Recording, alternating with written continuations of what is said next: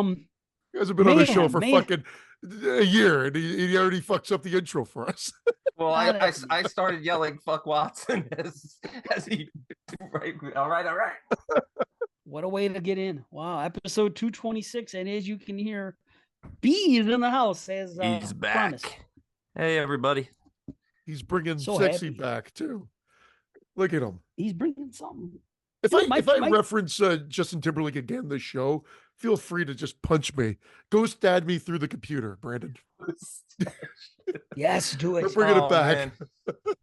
Man, it's been a long time. I forgot about ghost dadding.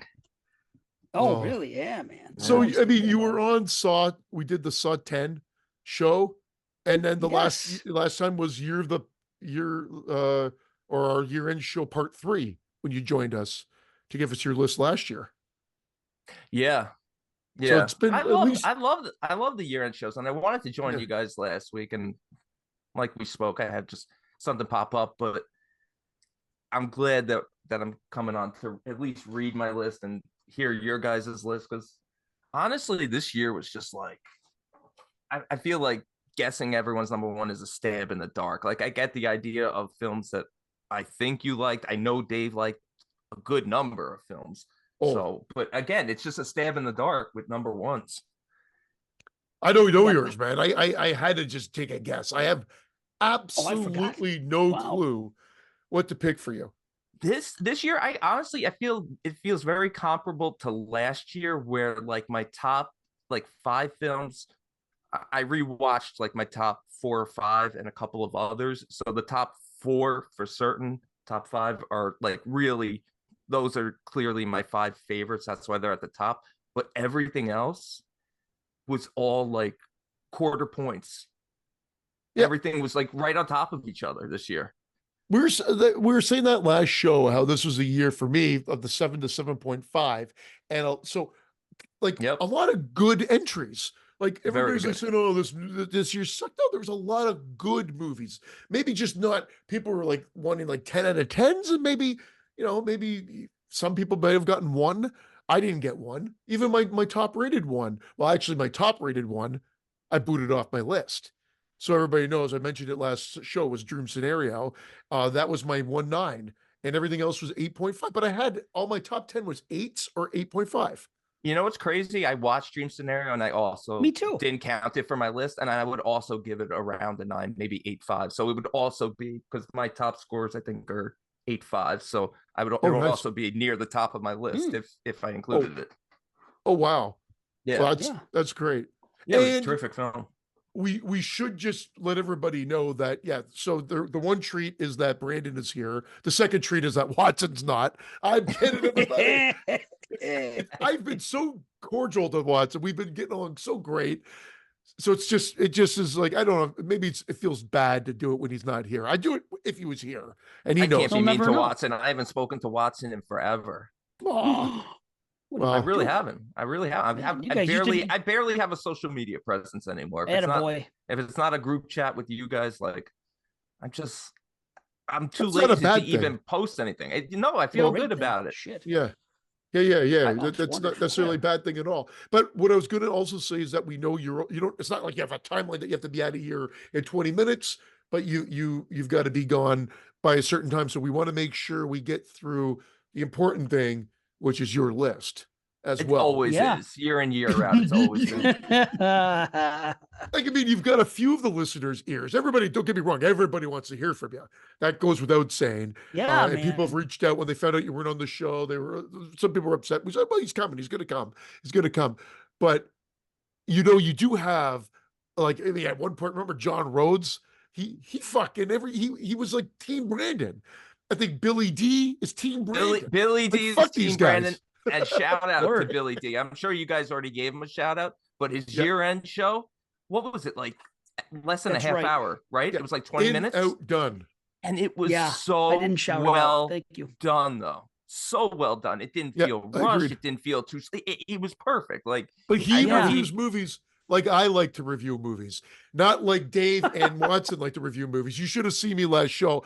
I wanted to take the axe from When Evil Lurks and fucking bash my fucking head in with it. I gotta be honest. If I had joined you guys, I think I probably would have texted you by like 10 o'clock and been like, I don't know how much longer I could do this because I started fading, man. I'm getting old. Poor bastard. Yeah. Although I did masturbate and stay up a half an hour because I was wired afterwards. So it took me a while to get to sleep. Of course. Yeah. Of course. At that time, man, you have to. If you've made it to that hour, you may as well finish the yourself witching off, hour, the jacking hour. You might as well Yeah, finish yourself off. Yeah, you're all alone. You know what I mean? Your wife's probably asleep. What are you gonna do? Look at the video. I masturbated. The creepy part is I masturbated on top of her. She was sleeping. Is that creepy or not? I don't know. These locations. That's awesome if she's down. Yeah. You moved. See, are you in a bedroom now? Are you in this is my own. Well, hey, there's a few things here. I can actually sleep here because I snore like a horrible. So if you can masturbate for marriage, I can masturbate here. Who do you think what that Jason had? He just jacks me up. It saves me. I mean, I will argue till I'm blue in the face. If you can't have separate rooms for a happy marriage, a lot of people do. If I'm in that room, my wife, I feel bad. I can't go to good sleep because I'm so worried I'm going to start snoring and keep her up. And then I usually start snoring, and then she would do this. I'd roll my side, and whatever. And then eventually I'd just get up and leave. Now I just don't worry about it. And you know what? It's easy. I sleep amongst all my horror paraphernalia, and I just let the jism fly. The roof, the ceiling stucco, but it was a clean roof. Don't worry about it anymore. Just sign these papers, and I'll be out of here. No, that's what saves me from signing any papers and giving up half of what I own. I go, okay, great. You can have this half of the Friday the 13th collection. Nobody wants the worst Jason cardboard cutout, by the way. Yeah. Dave's like, what the fuck's with that jacket? Get that jacket. I'll take the jacket off. Oh, wait, it's a cardboard cutout. Hashtag fuck jacket Jason. Yeah, you're better off. I even put the tool belt on him. I even told my wife, I said, listen to me. Because we went to the store the one day, Spirit, and I bought a couple things. And as I was at the store, anytime I saw a Jason thing, it was fucking Jackie Jason. So I said, honey, come here, I want to show you something. I said, I want you to know my thoughts on Jackie Jason. Don't ever. She was in the car relaxing, and Dave dragged her into the store. Let me give you my thoughts on Jacket Jason. Well, I don't ever want to be given a Jacket Jason memorabilia or anything. See this Jason? It's not my Jason. Just get it the fuck out. It's only been the last couple movies. It's all over the internet. Damn shame. Wife, he wonders why people attack him in the chats. Well, what's wrong with that? I don't want Jacket Jason. I agree with him. I don't want Jacket Jason. In fact, I've actually put a little piece of tape over Christian's picture, so I don't have to look at Jacket Jason. That's right. I'm gonna do this thing right there. Fucking jacket out. Oh, now right here with me now. In fact, look. Fuck you, Jacket Jason. Everybody. You're worse than bitch tits, Jason. Good old Jacket Jason. And how about that, though? Behind Jacket Jason, I jack off Jason. What? Sorry? No, how about that BTJ ended up on freaking, somebody put it on there. Oh, isn't that amazing? I still can't get over that. Somebody Christian started something. If you go to IMDb, yeah, and go look it up. Okay, if you've never seen this, I think it's in the trivia or in like the fact. It is. Hold on now. It's in the trivia of part. It is. Oh, I got it. Go to IMDb. Go to Friday the 13th Part 6, and then go to trivia, and then scroll a little bit, and you'll know when you see it. Bottom line is how cool. And how do we even find out about that? Oh shoot, there it is. Because we're probably doing Friday the 13th stuff, and we just went to the trivia stuff on there. We saw the bitch tits Jason, or maybe somebody told us and they saw it. I can never remember 100%. I do want to say shout out to Kuno. Kuno, is it a short thing or is it part of a long thing? Yeah, it's a short thing. Maybe this shirt podcast. He said this shirt and two other ones too. Friday 13th. Yeah. I got to tell you though, Kuno, one little complaint. The stupidest fucking name for a podcast known to man, because I can't find it anywhere. I mean, you told me the View. I found it. Review. You found it? How could I Googled it and I keep getting the view with the women on and I don't want the view. I want the view review podcast. View and review. he said it's just in Danish. So like, I mean, you know, my Danish is a little rusty and roughy. I can't speak. Too much coffee. Why can't I find this thing? I'm reading all of these. See how easy? You go to Apple, you freaking Google, you search in the Apple and the podcast app, view review podcast. I did it on my desktop, which is right behind me because I'm on my laptop here, but my desktop, and I couldn't fucking find it in the Apple. iTunes? Yeah, that's. I don't know what the hell I did wrong. You must have spelled it wrong. Yeah. Well, then sorry, Kuno, I take it back. Yeah, Kuno. I even tried to listen. Do one fucking episode in English for us. I mean, everybody in Denmark speaks English anyway. I'm giving him 5 stars right now. There it is. Yeah. I already gave him 1 star. Boom. He sent some shirts. He sent some shirts that I wore one last show, and I meant to talk about it, and I forgot because we got right into the show. So he sent me that Jason, the Jason Lives one. So I got Bitch Tits Jason. You got Friday the 13th. He sent me his podcast shirt. I which cannot is great. find Bitch Tits Jason on here. Oh, wow. It's a cool looking, like, it's a nice little simplistic logo. And then he sent me the Prey t-shirt, the prick. Did he really? The de-animalized cut that he made. So it's great. I'll wear that one next show. Did they say the Kuno cut? I love it. No, it doesn't say the Kuno cut. That would have been cool if it did. Kuno, what you missed? Put it in there. A missed opportunity. Yeah, man. Shit. The freaking Kuno cut. Well, we'll get to Bitch Tits Jason, Brandon. Yeah, I was building up your list, but before we get to it, even though we need to get to it, it's gonna be quick. I'm not gonna blow my own list. We want to wait for. Well, that's what I was saying. Like the Billy D list. Billy D. That's my love. I thought the same thing. Wow. So his list, he reviews movies perfectly. You know, I like the cinematography, you know, great music, whatever it may be. Bam, boom, bing. Next review. Done. Yeah. Done. No, it was really, I enjoyed it. I actually would have liked it a little longer, but it's perfect the way it was. And let's give it a shout out. It's the Horror Babies podcast. Horror Babies. No. Or Halloween Babies. Halloween Babies. Babies podcast. Sorry. Yes. Horror Babies. Yeah. Horror Babies. I know that's what I was saying. Muppet Babies. Oh my gosh. All these guys sound like great podcasters, but man, can they come up with a decent name for their podcast? Yeah, the View Review podcast. The View Review. Halloween Babies podcast. Halloween Babies? Halloween. Oh, Jay, look at that. He turned into Bubbles. Who did? He's had that filter on forever. Oh, that's a filter? Turned into Bubbles. You look like Bubbles from Trailer Park Boys. Look at him. Oh, okay. Looks exactly like him with that filter. Oh, man. Gefilte. I want a gefilte filter. Hey, meet my niece, Bubbles. So yeah, Bubbles. Exactly. What was your biggest disappointment of the year, Brandon? Because that's what I don't. Did you give us your biggest disappointment, Dave, last week? I'm sure I did. I have to go back and look at the notes. It will be there though, but I'll look again. Right now, I'm looking for BTJ in this thing because now he's got me freaking. They might have taken it off. Yeah, they could have. They could have. Shit. But yeah.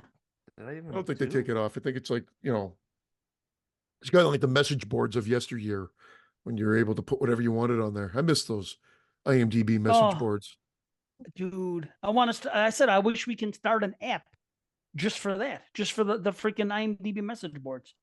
I bet people would get into it. You know, I just don't know how to create an app. I don't know. That's what you hire people to do, Dave. I thought 2023 was the year of great first and second acts and not quite nailing the third. Did you say this? Did I see what? Did anyone agree with this? Oh, I think you were shaking your arm like. No, I found it. I found BTJ in the thing. Right as you said, I finally came up. This is what it says exactly. No one can get mad. This is the words. Somebody put this in freaking in IMDb trivia. Okay. In reference to Dan Bradley's admittedly bulky look during the paintball scene, he was given the nickname Bitch Tits Jason. God, how could that even be here? It's gotta be like, I mean, okay. I mean, I'm not tooting our own horns, but I'm tooting our own horns this time. It's gotta be because of it's how could it not? I've never, none of us did this. I don't even know how to put trivia in to IMDb. I can't even be bothered. But no, it wasn't us. That's for sure. But yeah, I just don't now, not to jump all over the place because we are, but what Brandon just said, I don't necessarily disagree. That with what? No, I'm sorry. He said the first two acts. Yeah, no, I thought the celebration came right as I made the statement. I was like, oh, look, he agrees with me. I said, this 2023 summed up in terms of the movie quality, great first and second acts, not quite nailing the third act, which kept a lot of films in that 7.5 from catapulting to that, 8s and above for me. That's a good point. I think if you look at a lot of the movies, I think you're right. Yeah.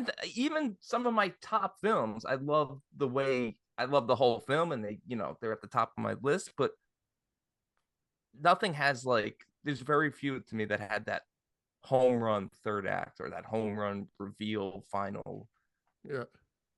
And No One Will Save You is definitely top on that list.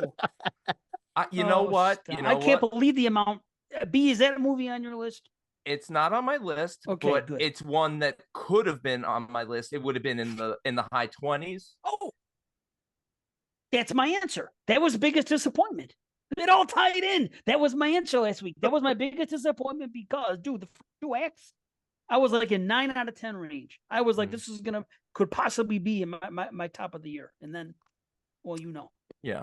No, I agree with that. I still rated it higher than, I don't know what you gave it, Dave. I rated it definitely 7. Higher than, okay, I was like a 7.5, like in that range. I really enjoyed it, but I agree. Like the third act, I didn't hate it as much as some other people did, but it just didn't fit for me with those.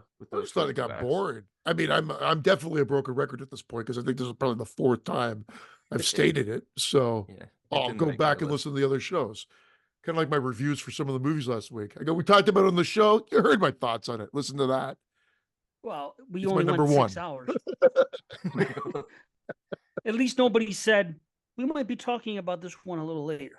At least no one did that. Well, both we did. Oh, I think that would have been a perfect opportunity. I should have done that when you said, "Do you have No One Will Save You on your list?" We might be talking about that a little later. And my biggest disappointment, Brandon, was Beau is Afraid. Although not necessarily categorized as horror, just like Dream Scenario might not be. Just overall, from a film that I was looking forward to seeing, and based on his other 2 works that I've really loved. Yeah. Wow. A mess. Just a mess. And he wrote in an article that he was disappointed with the reaction to it because he said he hid so many Easter eggs in it. But those types of movies where you have to dissect things or need a director's commentary to help you understand every little thing he hid, that, how can you rate a film that high if you can't pick it up by yourself? And again, there's movies that you want to go back and revisit to maybe unravel, find some of those. This is not one of them. That's the problem. You got to make the movie fucking entertaining as well. I didn't watch it yet. Yeah, well, I mean, and I'm not in the minority because Watson thought the same thing, but I know that I've seen people. I know I've read that people have. There are people that love it, just like anything. Yeah. Like pretty much, we could name any movie. Dude, I'm gonna give it a watch at some. I'm gonna give it a watch at some point, just because it's him. Yeah. But for me too. Yeah, but once you told me about it and you mentioned Mother, all you had to say was the movie Mother, and I was just like, I never want to watch this film. Well, I mean, Mother was even more allegory. This one, I'm only assuming it is, but I don't. It's just like I said, it feels like weird for weird's sake a lot of the time. So that's. Really? Well, wait. I keep shifting gears here, but we said we got to get to Brandon's list. But did you want to hear Dave's at ours top 23? Oh, absolutely. I want to hear it. Because you didn't hear it. So I thought we were going to rifle them off, Dave. So since I went first last week, why don't you rifle yours off first? We won't go into any detail. It's literally just the titles. And then your reaction of Christian, your list is better, which we know will be the ultimate response that you give. All right. I have Dave's number one in my head. I'm going to see if I'm right. Okay. The voting, yeah, we don't. No one's online anymore to put up a poll. Well, I'll do it in Patreon. Who had the best list? But anyway, not until Beast comes out. Okay, so here we go. Here's my 23. 23, The Pope's Exorcist, 7.5. 22, Totally Killer, 7.5. 21, Sick, 7.5. 20, Appendage, 7.5. 19, hashtag Chad Gets the Axe, 7.5. Wow. 18, Resurrected. I know you don't like it. 7.5. Maybe I owe that a rewatch. Yeah, dude, I don't get it. Wow. 17, Megan, 7.5. 16, Hell House LLC Origins, 7.5. Okay, so the next from 15 to 9 are all 8s. So here, I want to keep saying the numbers over and over. Okay, 15. Yeah, Last Voyage of the Demeter. God, I missed a lot of these films that you're saying. I got to go back and watch a lot of them. Try to tell you. No, I know you watch them. I just didn't expect like Demeter, Chad Gets the Axe. Like there's so many that are popping up that I skipped because I thought they were going to be like 6s, like decent. No, and they might be for you. If they're on my list, dude, if I sent you, that means they're all 7 and higher. That's the list I always share with you guys. So you know that I recommend them. That's true. Yeah, you did send that list. Yeah. 15, Demeter. 14, The Elderly. 13, The Reading. 12, Never Hike Alone 2. 11, Knock at the Cabin. Number 10, Candyland. Number 9, Thanksgiving. Okay. Nice. So the next 1, 2, 3, 4, 5 movies are 8.5. So, by the way, The Reading was my surprise of the year. So there's that, because it was a BET original, and it just you know what? I almost watched it earlier in the year, and I never got to it. But yeah, I'm gonna definitely check it out. Is it because you realized it was a BET original that you're like, F that? I'm gonna tread lightly on this one. Yeah, I watched The Blackening instead, and I enjoyed it. Yeah, it's a very good film. We might be talking about that one later.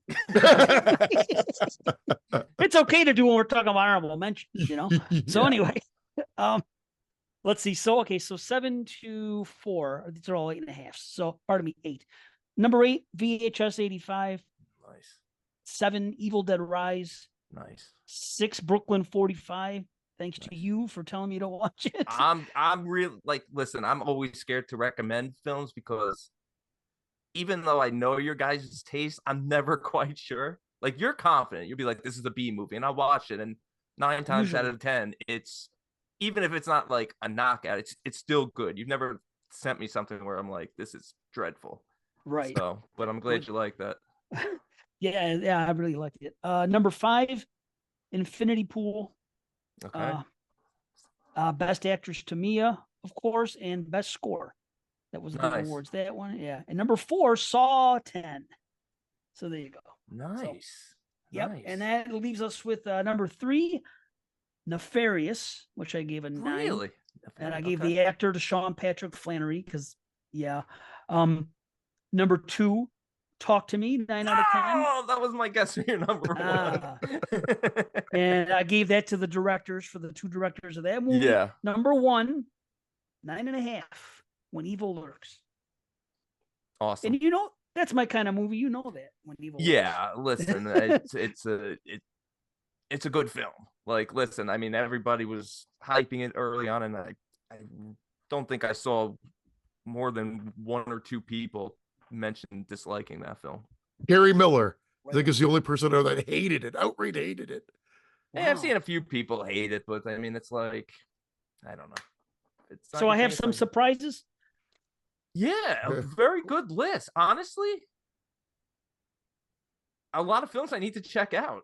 I didn't get to a lot of those. Well, you had I can't believe 100. it. We mentioned your number, Right. because you had the most 115. Yeah. watches of 115. I had 80. wow. Well, I had actually an 87 because I forgot Never Hike Alone 2. But it was officially 86 when we were doing the show. I went I had crazy with 80. foreign films in the last like month and a half. I kept like looking at like publication lists. You know, you type in top movies of horror movies of 2023, and you find Bloody Disgusting, that stuff. But then you'll find like random publications I've never even heard of, and I'm finding festival films, of course, which aren't out till this year, and then random foreign films I never even heard of. So I'm looking them up, I'm renting them, and so I didn't get back to some of these like Voyage of Demeter, Chad Gets the Axe, Nefarious. I never got to. Oh my gosh, really? Yeah. Oh. So these are. I mean, they're all. A lot of these films are free on Prime now, so I'll definitely get to them. Nice. Yeah, and I'll rifle mine list. off. 23. No, that's okay. Yeah, there's the B we miss. 23 to 11 are all 7.5s. 23 is Nefarious. 22 VHS 85. 21 The Boogeyman. With the saying, I don't care if it's cliche and I like it. whatever. I gave it a 6.5. I gave it a 6.5. Had a good time. A lot of heart, but yeah. maybe falls into your category of the third act, maybe not delivering quite as much, but still. For me, I wish the Boogeyman was more of an actual boogeyman rather than like an alien type creature. That was my thing. It still looked cool, but if it was an actual like human boogeyman type thing, I think it would have been creepier. And maybe that's what people were expecting. So maybe that's why I liked it more too, because it was still good. But I still enjoyed it. 20 Mollum. 19. Yeah. That's the one that was the remake of Late. Oh, okay. Late That's Shift. Right. Okay. Okay. I had a blank. I couldn't remember. Well, I'm saying the Last name Shift. as I think his. Yeah. What do I keep saying? Late Shift. I keep combining titles. But that's the last name of the character, so that's why I think I'm saying it right. But Watson and I were saying it differently. And 19 Resurrected, your favorite. 18 Insidious Red Door. Again, possibly quote unquote generic. Watched it with the family, the kids. It was actually Jocelyn and Christian in this case. We all loved it. We all it just hit the right note for all of us. Like kind of scary enough without being like, almost gateway horror in a sense. Like didn't watch it. Everybody just panned it. 17, a lot of people did. So I wasn't expecting. Again, maybe that helped my enjoyment with it. Same with the Boogeyman, I think. 17, Scream 6. Again, I'm apologist. I hated Scream 5 so much that when I saw Scream 6, I just enjoyed it. The set pieces 100% with you on that. Exactly what you just said. Didn't like Scream 5, loved Scream 6. Yeah, it just hit. 16, Knock at the Cabin. 15, Little Bone Lodge, or Good Last Exit. Yeah. Stupid title is. I'll keep saying that. Number I like 14. Little Bone Lodge better. Yeah, definitely. It's a better title. Much better. 14's Infinity Pool. Second watch really helped, and I think again, I know I'll keep revisiting that. 13, Thanksgiving, which based on how I was talking about last show, probably should be higher. 12 is Renfield. 11 is Sister Death. 10 is Saw. Oh, now we're getting into eights. Everything's from this to number 2 is 8 out of 10. Saw 10 for number 10. 9 is Venus. A late watch, but man, did I love that movie. 8 was Cobweb. 7, Dark Harvest. Both of those are going to be like annual Halloween watches now. Both were actually a lot of fun. I like Dark Harvest more. Cobweb is the perfect example of my statement about the first 2 acts building up. It's not that the third act is terrible. It's just a third act for a different movie. It's just become so cheesy and CGI, but those first 2 acts are brilliant. And you know that I'm not a big fan of CG, or not. Wait, let me rephrase that. CGI is just a reality of film. Yeah, it just depends on how it's handled in said film. I can't disagree with you that it's used. I didn't have a problem like I had with the bigger budget movies like It Chapter 2 or whatever, just certain things that I just remember being that irked me. Whereas this one, as I said, if you view it as like a children's pop-up book put into like a filmic or a cinematic form, then that's the way to look at it. But anyway, Dark Harvest was number 7. 6 was Totally Killer. Nice. 5 was When Evil Lurks. 4 is Nice. Birth Rebirth. 3 is The Last Voyage of the Demeter. Jesus, now I gotta watch this 2, ASAP. 2 is Evil Dead Rise. Nice. And 1 was Talk to Me. Okay, so you had Talk to Me. See, I would have guessed Infinity Pool for you. I mean, that's kind of a cliche answer, but I felt like Infinity Pool would have been your jam. And I think Dave thought Possessor the year that came out, but yeah, I'm getting more and more on board with his stuff. Yeah, I'm just not quite there, but Infinity Pool, the second watch, was definitely better. I'll just say The Last Voyage of the Meter is torn. Like, I gave that my best soundtrack. Barry McCreary, I think his name is. The best soundtrack for him. Talk to Me, best actress with Sophie Wilde. Is that her name? Oh, Again, yeah. I forgot now. Yep, Sophie Wilde, that's her name. And then the actor, because I had director and actor for Dream Scenario, because I dumped it, I gave the actor for Nefarious Dude. Jesus, I'm watching Nefarious tonight, I think. Oh, you'll be glued to the screen, dude. You got it's a conversation. Man. Well, I mean, it's all conversation, but the great thing, yes, I mean, this guy, his performance here, like, I'm not saying he was poor in Saw 7, but you wouldn't expect this performance from the main character of Saw 7. Does he still have the hook scars in his neck? Yeah, I can't believe they worked that into the script. It was fantastic. Little Easter egg. You're talking about Beau's Afraid. That's an Easter egg that I can. Yeah, those are some nefarious scars you got there. But The Last Voyage of the Meter is all about like the sound design, the way the cinematography, the look of it, the feel. I like the monster. Watson's complaint was that it wasn't Dracula. It was a monster. He was more in bat form for the most of the movie. And he looked more, and then when you did see him, he looked much more like Nosferatu. Yeah.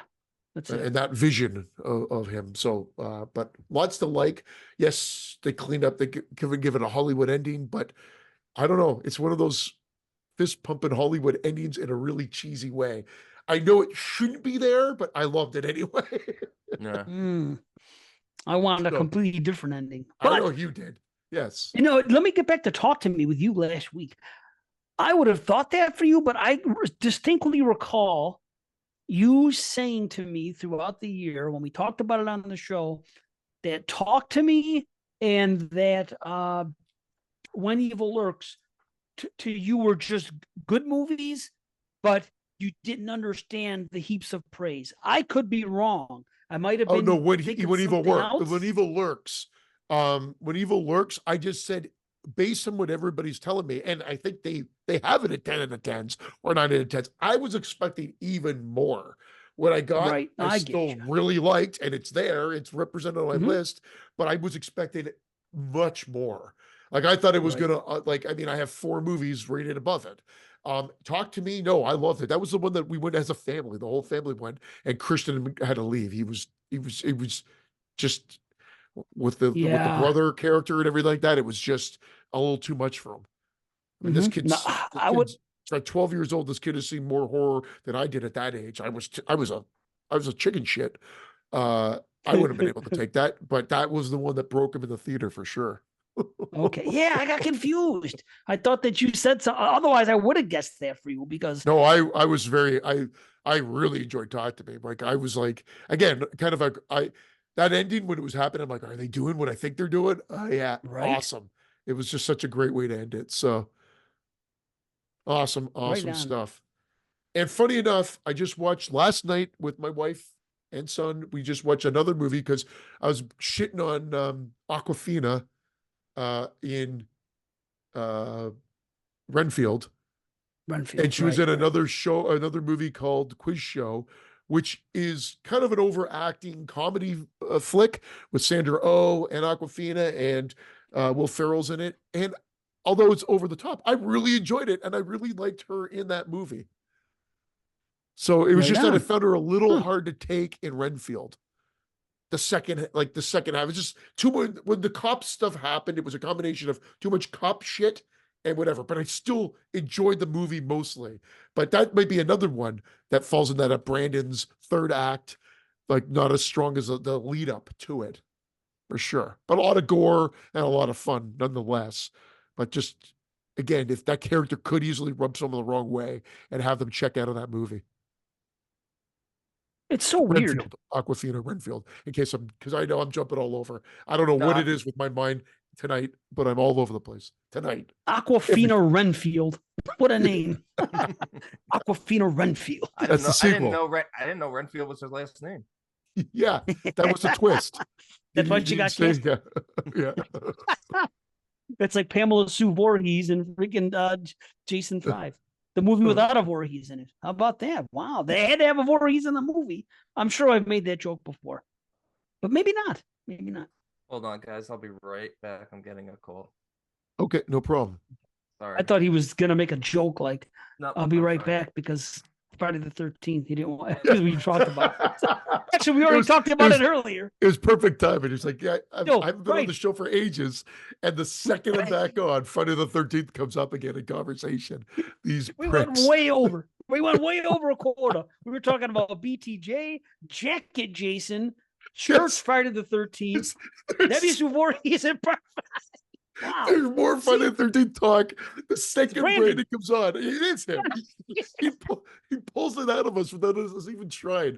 But now the next hour has to be dedicated to Brandon because, even though we said we're going to rifle through those lists fast, it was a little longer than I expected. So, and the only reason we said it is because we know Brandon has a bit of not a time crunch, but it just has to be done by a certain point. So correct. Yes. Yep. And it's all good. Hopefully he's okay over there, situated, and he does come back. Because you never know the way things have been lately, because Watson was supposed to be here tonight again, and then he had an issue. You know what I mean? Yeah. He wasn't feeling good. And it's been weird lately. We haven't even done a proper show with reviews. It's so long. Thank you guys. Yeah. They seem to enjoy it. Although I will say this, I'm glad I thought about that because people are making comments and other things probably on the YouTube and probably in the Patreon and all my notifications. I'm still in that mentality that I've been in months ago where I don't have any notifications. I don't do anything. It's just when I can think about going to, visit something, then I'll sit down and do it. But I feel bad because I love to respond, and I always do in the past. I try with some, but not all. Yeah. I'm cutting you off because I tried for some. Rumple Foreskin. Yep, Rumple Foreskin mentioned this is a while ago. I didn't even see this. He goes, "Hey, I don't know how often you check up on members' posts on here." Sorry, Rumple. Oh boy. But I have put a link to the Hellraiser Bloodlines work print and some Night of the Demons work prints and odds and ends. The link's dying in about 2 days, so get them now. That was so long ago, so that we don't have access to them. Thank you for trying that. I do have the Bloodlines work print. I would love to see the Night of the Demons work print though. Rumple. Well, but thanks for that. And then someone did ask on the YouTube channel. Well, actually, we got a couple things on the YouTube. Dave, don't look at it because one is like, we should end the show because Brandon's not on it anymore. That was one of them. That's I'm paraphrasing. One person. But that one person probably doesn't belong to Patreon. No, he doesn't. He doesn't. He doesn't anymore. I think he tried, but he doesn't anymore. But anyway, and then another one says, "What's the over under of Brandon coming on the 50 slasher list?" Because we are doing Year of the Slasher Part 2, Brandon, this year. That's what we're doing. No franchises. No franchise. No good heart. No good slashers. Really? Fatal Games number 3. Shredder number 2. Hey, those are movies on my list already. From Girls Night Out number 1. I'd like Girls Night Out. I shouldn't say anything. Come on. Yeah. Yeah, that's going to be a show, episode 250. I got to start looking and see how far away it is because this is 226. So that means that's called 24 episodes away. Yeah, I got to see. 24 episodes away. Yeah. If there's 3 a month, that would be 8 months from now. Correct? Well, we thought that, didn't we? We figured it would be September. Doesn't that make sense? 8 we months. figured it'd be February, September. March. I'm going to start counting. Yeah, it looks like September.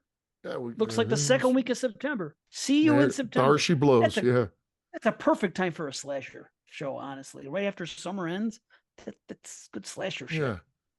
So that's your shit. I know Carly's going to be on it for sure because she's the only one that has been watching them. Have we approved JP and Moods are supposed to be, but they're too busy with 2011s. So I don't know. If I still get a vote, I say no to Carly. Carly's number one. She's watching all kinds of slashers. I think you were her favorite. Well, actually, Dave's her favorite. You were the second, even though you haven't been on the show. You're the second, and I'm the third favorite of the show for Carly. Carly's? Yeah. Yeah, Carly doesn't like Canadians. What about Moods? Yeah, Carly likes. That's why I won't watch your films. I couldn't even get her fucking film. Donna Nelly got to watch her movie. I talked to the woman that she told me to talk to. Donna Nelly played the shark in the fucking movie. Then a second time I talked to her, and then she never responded. And then I looked it up. You can't find the movie anywhere. So what? I don't understand why they're making a movie. They pulled the plug. No pun intended. Bathtub shark attack. They pulled the plug from the bathtub, right? Yeah. The jokes rate themselves, folks. Anyway, top 23, Brandon. Anyway, yeah. When we say rifle through, we're just talking about 23 to 11. Then I want you to have the time. Then talk some more if you want. Yeah. Talk, motherfucker. Honestly, I don't even remember some of these films. I'm not even sure I saw some of these films on my list. I'm really upset a little bit with you, Christian, because I have a movie on my list that I swore was going to be on your list. I wonder if you excluded it for a certain reason. Okay, so I'll just say this. My number 23 to 14 are all 7.5s. Nice. So at 23, wait a second. Oh, did I mess up just here? One. Wait a More second. Suspense. That's okay. Oh no! Remember when he had to do math on the that one? Fuck, he's only had a year to prepare. Wait a second. First fucking movie. I thought my 23rd film was a different film, but it's not. My 23rd film is Scream 6. Yes. Wow. At 22, The Elderly. Nice. Yeah. At 21, Pale Blue Eye, which is one I thought you were going to have on your list. See. No, I remember. No, I actually thought it was dull. I said it looked beautiful. Oh, you didn't? I thought it was dull, and I was going to go back to rewatch it, and I never did. It did make Watson's list. I think fairly high up too. I always like that guy. All right, number 20 is Everyone Will Burn, which was a Spanish film. Number 19, the Japanese film Remember on Netflix. I'll be writing a few of these down. Member. Yeah. With the time loops, really like that one. Number 18. This gets a special shout out because it's the first. It's listed as a Tubi original, so it's the first Tubi original to make my list. Although Christian had a Tubi original because Little Bone Lodge is a Tubi original. Godless, the Eastfield Exorcism. I heard about this, but I never ended up watching it. Yeah, well, Dave skipped it because it has terrible artwork, which it does, but it's a really good movie. Number 17 is Thanksgiving. Number 16 is Hell House, the Carmichael Manor. Number 15, Five Nights at Freddy. Nice. Love Are you a fan of Five Nights at Freddy's to begin with? No, nothing about it, but had a blast with the film. Cool. I have so many questions for that later. I mean, I think I asked Dave about these, but let's get through the list first. Number 14, VHS 85. Nice. So everything else from here on in, I think, is pretty much 8s until my top 4. Top 4. So number 13, Evil Dead Rise. Nice. Number 12, Renfield. Nice. And number 11, Unwelcome. I didn't see that. You guys didn't see Unwelcome? No. Really? That's a good Lord. How did this get by me? Okay. It's a cool film. It starts off as like a home invasion, and then I thought it was gonna be too goofy. That's why I skipped it. It looked like it was gonna be pretty comedy, like trolls and shit running around. I don't know. Trolls, it was cool though. It is. It starts off as a home invasion. This woman's attacked and her husband attacked, and then they like escape to the countryside to sort of like start over. And there's like this it's Irish folklore about these little like I forgot what they're called, but they're like little like leprechaun type creatures. But it's really well done, good gore, and not goofy. Really it's a freaking straightforward horror movie. I got 3 to watch now. This prick. I didn't find it goofy at all. From what I This is what people want from your list, because you always pick ones that other people. This is what they want, like untapped gems. Yeah, I will say some of these foreign films, everyone will burn. I'd be interested in what you think of that, Christian. Both of you actually, because it has some really cool things going on in it. Okay, so my top 10. At number 10, The Passenger. Oh, that one. Yes. Yes, I saw this one. I liked it a lot. I liked it a lot. Honestly, Kyle Gallner could be my runner-up for best actor in that. He's my runner-up because I have one person I'm putting ahead of him, but he was fantastic. Was he in Mother May I? Is that the guy that's in Mother May I? Yeah. That was in another good one. Two good performances by him. Yeah. 2 good movies. Both of them, again, 7.5 for me. The reason The Passenger didn't make it is, although that scene, it's absolutely horrific at the beginning. Oh, yeah. It's so matter of fact and so gory that I didn't actually think the rest of the movie played out as a horror film for me. Yeah. Me too. That's why. But I gave it an 8. But I gave it an 8 out of 10. I just I was trying to trim the fat.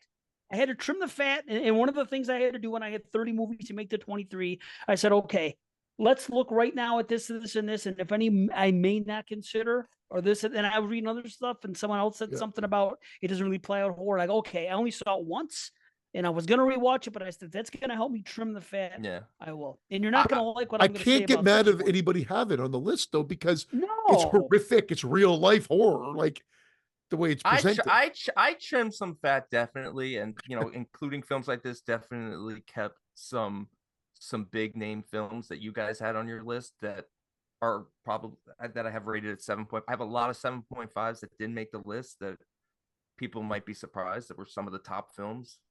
But, did you have the Pope's Nose Exorcist? Dave's had the Pope's Exorcist, but I had the Pope's Nose Exorcist. It's another Thanksgiving specialty. Yes, the old Pope's Nose.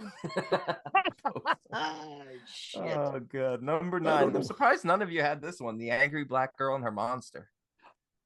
That one? I'm a horrible racist. I just couldn't bring myself to watch it. No, it's an honorable mention. When we get to the honorable mentions after this, it's like right there. Because that was honestly like, I enjoyed Birth, Rebirth. I gave it like a 6.5, but in terms of most disappointing, I felt like it just lacks something. Really? I wanted for me. Yeah, I wanted it to do more, and I felt like Angry Black Girl did way more in terms of Frankenstein. I'll have to check it out. You know what it was? The ending of Angry Black Girl pissed me off.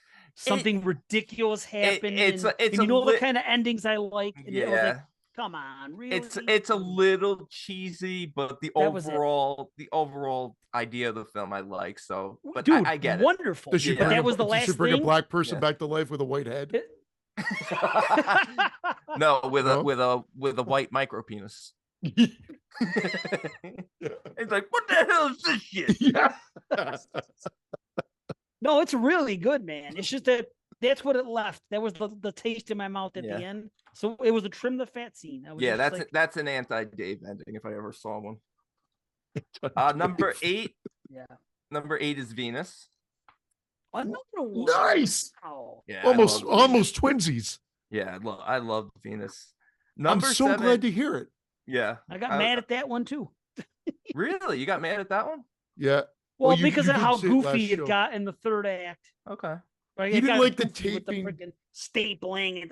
Number one, someone's dead. Awesome. When you put a freaking knife into someone's stomach and cut up all the way up to their freaking sternum almost, not only should your guts not spill out, You should be dead, and you can't. I don't come back. disagree with that, Stop. but C and I both had Scream 6 on our list, and everybody gets stabbed 87 times in that That's film, why it's off mine. Yeah, dude, legitimately, 100% the reason that movie went from a 7.5 to a 7 with me was the second watch, and not one, not two, 3 people were stabbed multiple times, and all came back. Once I can excuse, maybe. 3. I get a paper so cut, about it. and I'm ready to check myself into hospice. These guys survive more than the characters in Fast and the Furious movies, but that's what I liked about it. It's fun. Well, I don't care. What about what I said? Can I say this without spoiling? B, maybe you'll pick it up. It seemed like, picture this. Okay, I'm going to do the comparison I made the last show. Remember the 3 women in Lords of Salem, the 3 witches, Dee Wallace, etc., and they were waiting for this miracle baby to come, whatever, special baby to come at the end. There's a similar situation in that movie to this movie, where we find out as time goes on that they have been, working and waiting for the arrival of somebody to do something special for their cause. And then all of a sudden, what if I could say this about freaking Lords of Salem, what if at the end of Lords of Salem, instead of Sherry Moon giving birth to that freaking crazy thing, I don't know, a freaking, not a clown, that means it's comedy, but let's just say, some guy came out like the girl at the end of Terrifier 2 with a sword to save the world. I'm like, well, wait a minute.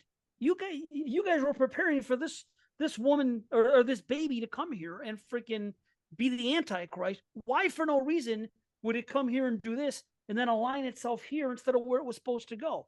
That's what I didn't get. It pissed me off.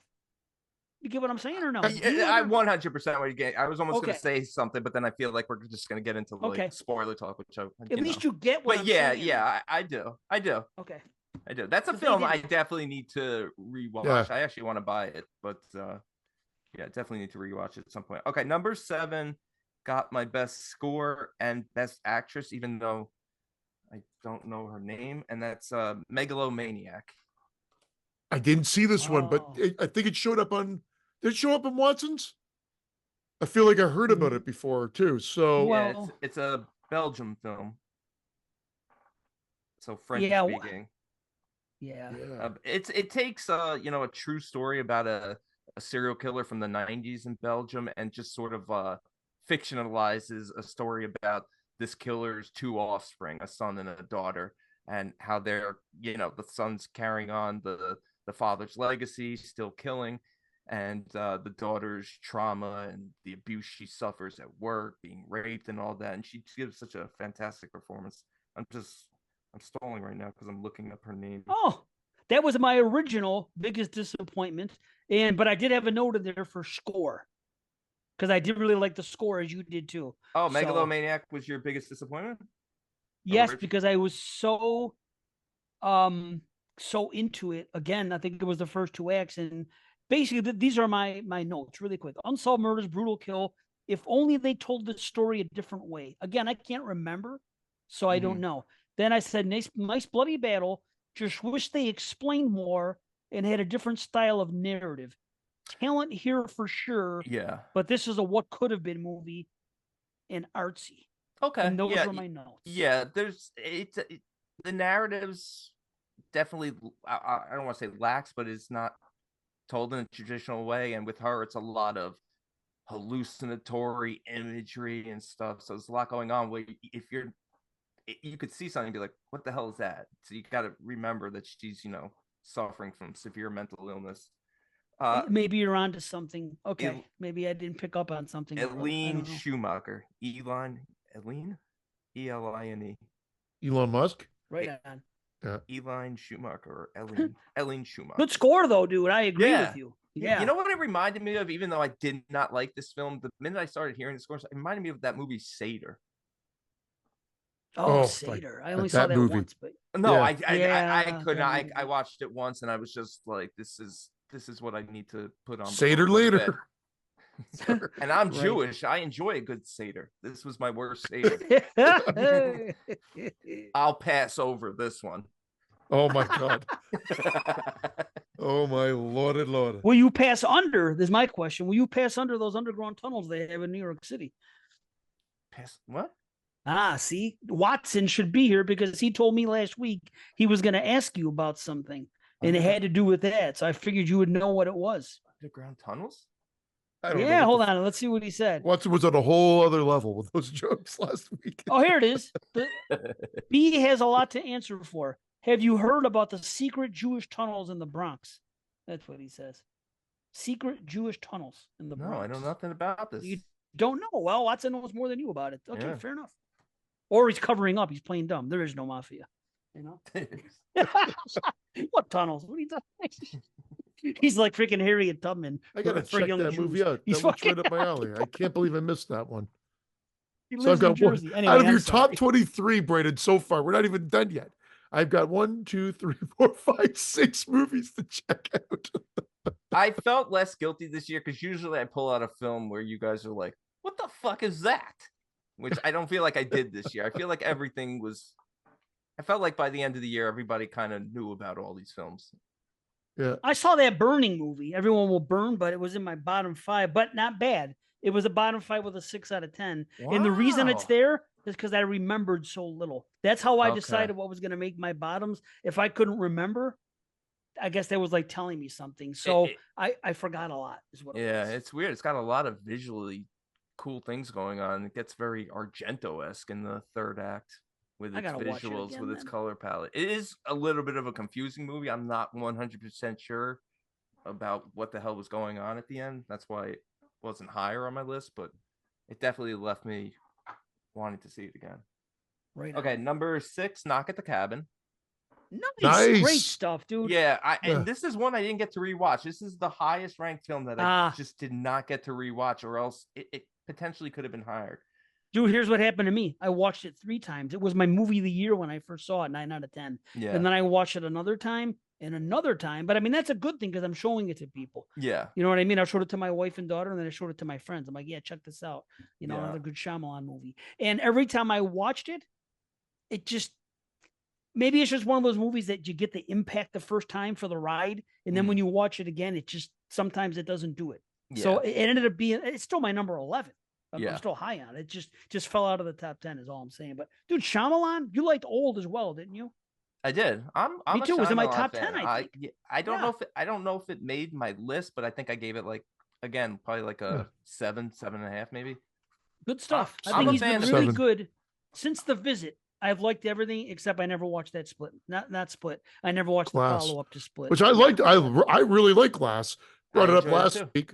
Yeah, Watson didn't like it. You haven't seen it, but I've watched it numerous times. So I'll always. Anyway, I'm sorry to interrupt you. It's a great movie. All right, my last 8 before we get to 8.5s. Number 5, Moon Garden. I didn't see when Jason Smith was tooting this one left, right, and center. It was my number 80. It was my last movie. I loved it. I thought the little girl was fantastic. It's a very simple story, and I don't usually like those like fantastical, nightmarish realm type things, but it was because I feel like they get too out there, too artsy, loses the narrative. This was just a very simple story, and it basically showcases this 5-year-old girl's talents. She was terrific. She was really good. I gave it an 8 out of 10, but I kept it off because I was expecting more horror. Okay. Like when I heard that it was that it was something where it was a girl, basically in a nightmare world for an hour plus. It didn't seem like there was enough horror. Like half the people she met were actually nice. I'm like, this isn't a nightmare. So it's expectations. I'm thinking it's going to be, okay, it's still considered a horror movie because she's in a nightmare for an hour and there's all kinds of scary images, which there were scary images and stuff going on there. I just didn't, that seemed to only be like 25% of the movie. I can't argue that. That's the only reason I left it off. So I did enjoy it. I didn't like the end though. But you thought that was more horror. Go somewhere else. Did you think it was more horror than Dream Scenario? Obviously, Brandon did because he yanked Dream Scenario off. Dave, you saw Dream Scenario. Yes, I liked Dream Scenario, by the way. I gave it an 8 out of 10. I didn't really. I mean, I listened to a podcast after where they were kind of saying that those certain scenes where people, when they started to dream about him in the negative way and there was killing going on, that could be the horror parts. I didn't think about it at the time, Oh, really? But I guess that makes sense. Yeah. But so it's probably about the same, 25%. You know what I mean? It's okay. I just not comfortable with, but I enjoyed it. You know what I just felt like the only reason why I probably kept Dream Scenario off is because a lot of places weren't really advertising Dream Scenario as horror, whereas Moon Garden from the start was fantasy horror, fantasy horror. If they had said this is a fantasy film and kept the horror and didn't say horror, I might have kept it off. But you know, every little site and it's your list, fantasy horror. Yeah. Sure, listen, I've got it. I've written it down now because it's been on. It's on yours. I believe it was on Jason Smith's. Yeah, it sounds like I couldn't. I think I have to rent it because I don't think it was anywhere. It's not anywhere streaming, right? I don't know. How did I watch? Well, I had it added to yeah, so I don't know. Yeah, that's fine. I'll figure it. I'll find Moon Garden. I'll find out right now. But I'll tell you this. I said it last week, but this was the only movie in probably 2 years that made me cry. I freaking shed tears 3 times during that freaking movie. Yeah, it's a nice film. It's a nice film. Hit me. That's what it was. I watched it late at night. I was kind of tired, and I just watched it, and it was a very, very emotional, well done film.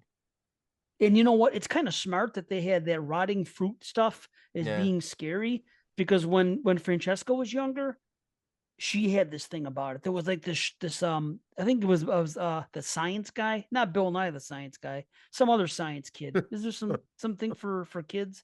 I don't know. There was some science show for kids. It was a cartoon, but they were singing a song about decay, and they were basically teaching kids not to leave shit out. So but there was a song and they were going decay, and then they were showing shit decaying like fruit and stuff like that, and it legit scared the shit out of her. She didn't like it. Sounds terrifying. Yeah, and then they showed it in this little 5-year-old girl's nightmare. I'm like, oh well, I guess that really resonates with young people. Did you call her in there and be like, "Look at this"? No, I think she was asleep. I'm gonna show it to her. Yeah, show it to her. Be like, "Look at this. Remember when you were terrified of fruit?" I still can't even bring up freaking black and white Mickey Mouse in front of her because of Suicide Mouse. That fucked her up good. That is scary, Suicide Mouse. Anyway. Is that what they're turning into Steamboat Willie next year in a horror film? Now they can. I want to make it. That's what I'm saying. I want to. What do you mean? There's already 2 coming out. Yeah, but I want to do Suicide Mouse because that's you know what I'm saying, and put it out there for real. Because Gordon himself out the window. You haven't seen it. I want to get another Friday the 13th reference in for Brandon. I can't scroll back 3 years in our group chat, but I wanted to really pull up the picture of Davey. Oh my gosh! From Demons. From 2. Demons. Yeah, Moon Garden is a $5 rental anywhere, and it's not available to stream anywhere. Just rent for $5. All right. So. Coolio. No. All right, number 4, Totally Killer. Nice. Fucking A. Wait. Are we twinsies? Oh no. You might no, be. Did we just become best friends? Yeah. We. Yeah, 8.5. We twinsies. Each one of these top 4 films now are 8.5, and I watched all 4 of these, rewatched all 4 of these because they were all potentially going to be number 1. So Totally Killer came in at number 4. Nice. That was just a blast. It was number 6 for me, but yes, good stuff. Can't disagree. A blast. Let me ask you this, B. Yeah. Totally Killer. Actually, 2 questions. Totally Killer or Final Girls? That was so funny because it actually I think I give them the same rating. It's kind of same vibes. Yeah. Although Total Killer, the director, I think was actually gorier. Yeah, definitely gorier. Yeah, Final Girls kind of skimped on the gore aspect. Had the heart. This had the heart, but also the gore. Yeah, I loved Kiernan Shipkin, and she was just phenomenal. Yeah, she was great. Yeah. And what do you think about all those? All the stuff that they were doing when they were comparing, sensitivities of now compared to the 80s and stuff. Do you think that they were making fun of both sides? Yeah, it was so lighthearted and funny. It landed. It didn't feel preachy at all. Right. It was funny because any kid growing up today, if they went back to when we were kids in the 80s, you could walk into the office and be like, I'm a new student. That's exactly what would happen. They would literally give you a schedule without a doubt. That's crazy. Yes, true. Yeah, True. so I mean, it just landed for me. It all made sense perfectly. Mhm. All right, number 3, this best director, When Evil Lurks. Nice. Yeah, fantastic Amy and film. Rugna. Oh Amy and yeah. Rugna. Yeah. Beautiful. Number 2, and I know what you said. Brooklyn 45 was your number 6. Yeah. Yeah, because Something like that. and I made you watch that because you were gonna Yeah. skip it. Number 2, a film I was gonna skip that you made me watch. Oh, Appendage.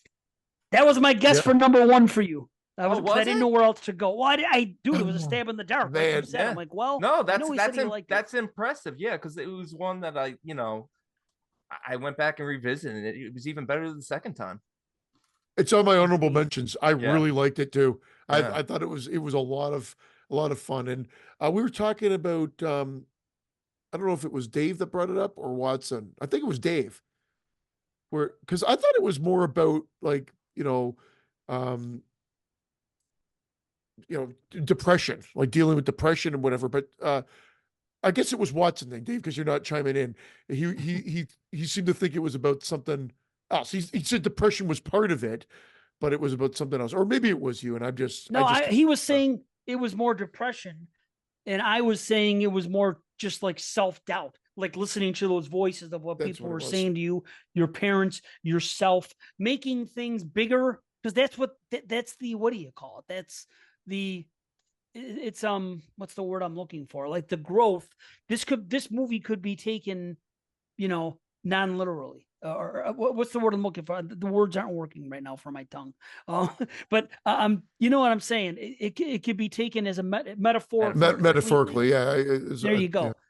Where if you listen, because that's what that thing was doing, it was giving her more self-doubt. It was saying, no one's ever going to love you. And I'm exaggerating, but still, it was coming out saying any little thing about herself that bothered her. It was saying to her, which we all do that as human beings. We have that little voice inside our head that does cast self-doubt. This is about letting it take over, which and manifesting itself into physical form. Right. Yeah. But that could be constituted as a path to depression. Yeah, they go hand in hand. Yeah, it's like depression and anxiety. It's a circle. Yeah, it touched on all of that, and again, wasn't too heavy-handed. Wasn't like, oh, that's what's great about it. Man. Yeah, it was just well done, and it's still, like a creature feature / body horror, and the lead actress was terrific, and yeah, I gave it 3.5 black bells out of 5. No. I like this better. Listen, I like Basket Case, but this is more my speed. I'm a character-driven person. I like character-driven movies. I don't know if it's always been that way, but most of my list is just movies that have great characters in it.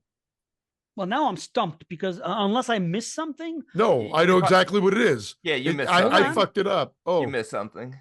No, Dave unless missed something. I'm saying Dave maybe he already said the movie and I missed, but he just mentioned what? It's the one you're thinking of. He just mentioned another movie a minute ago, and I know he quite liked it.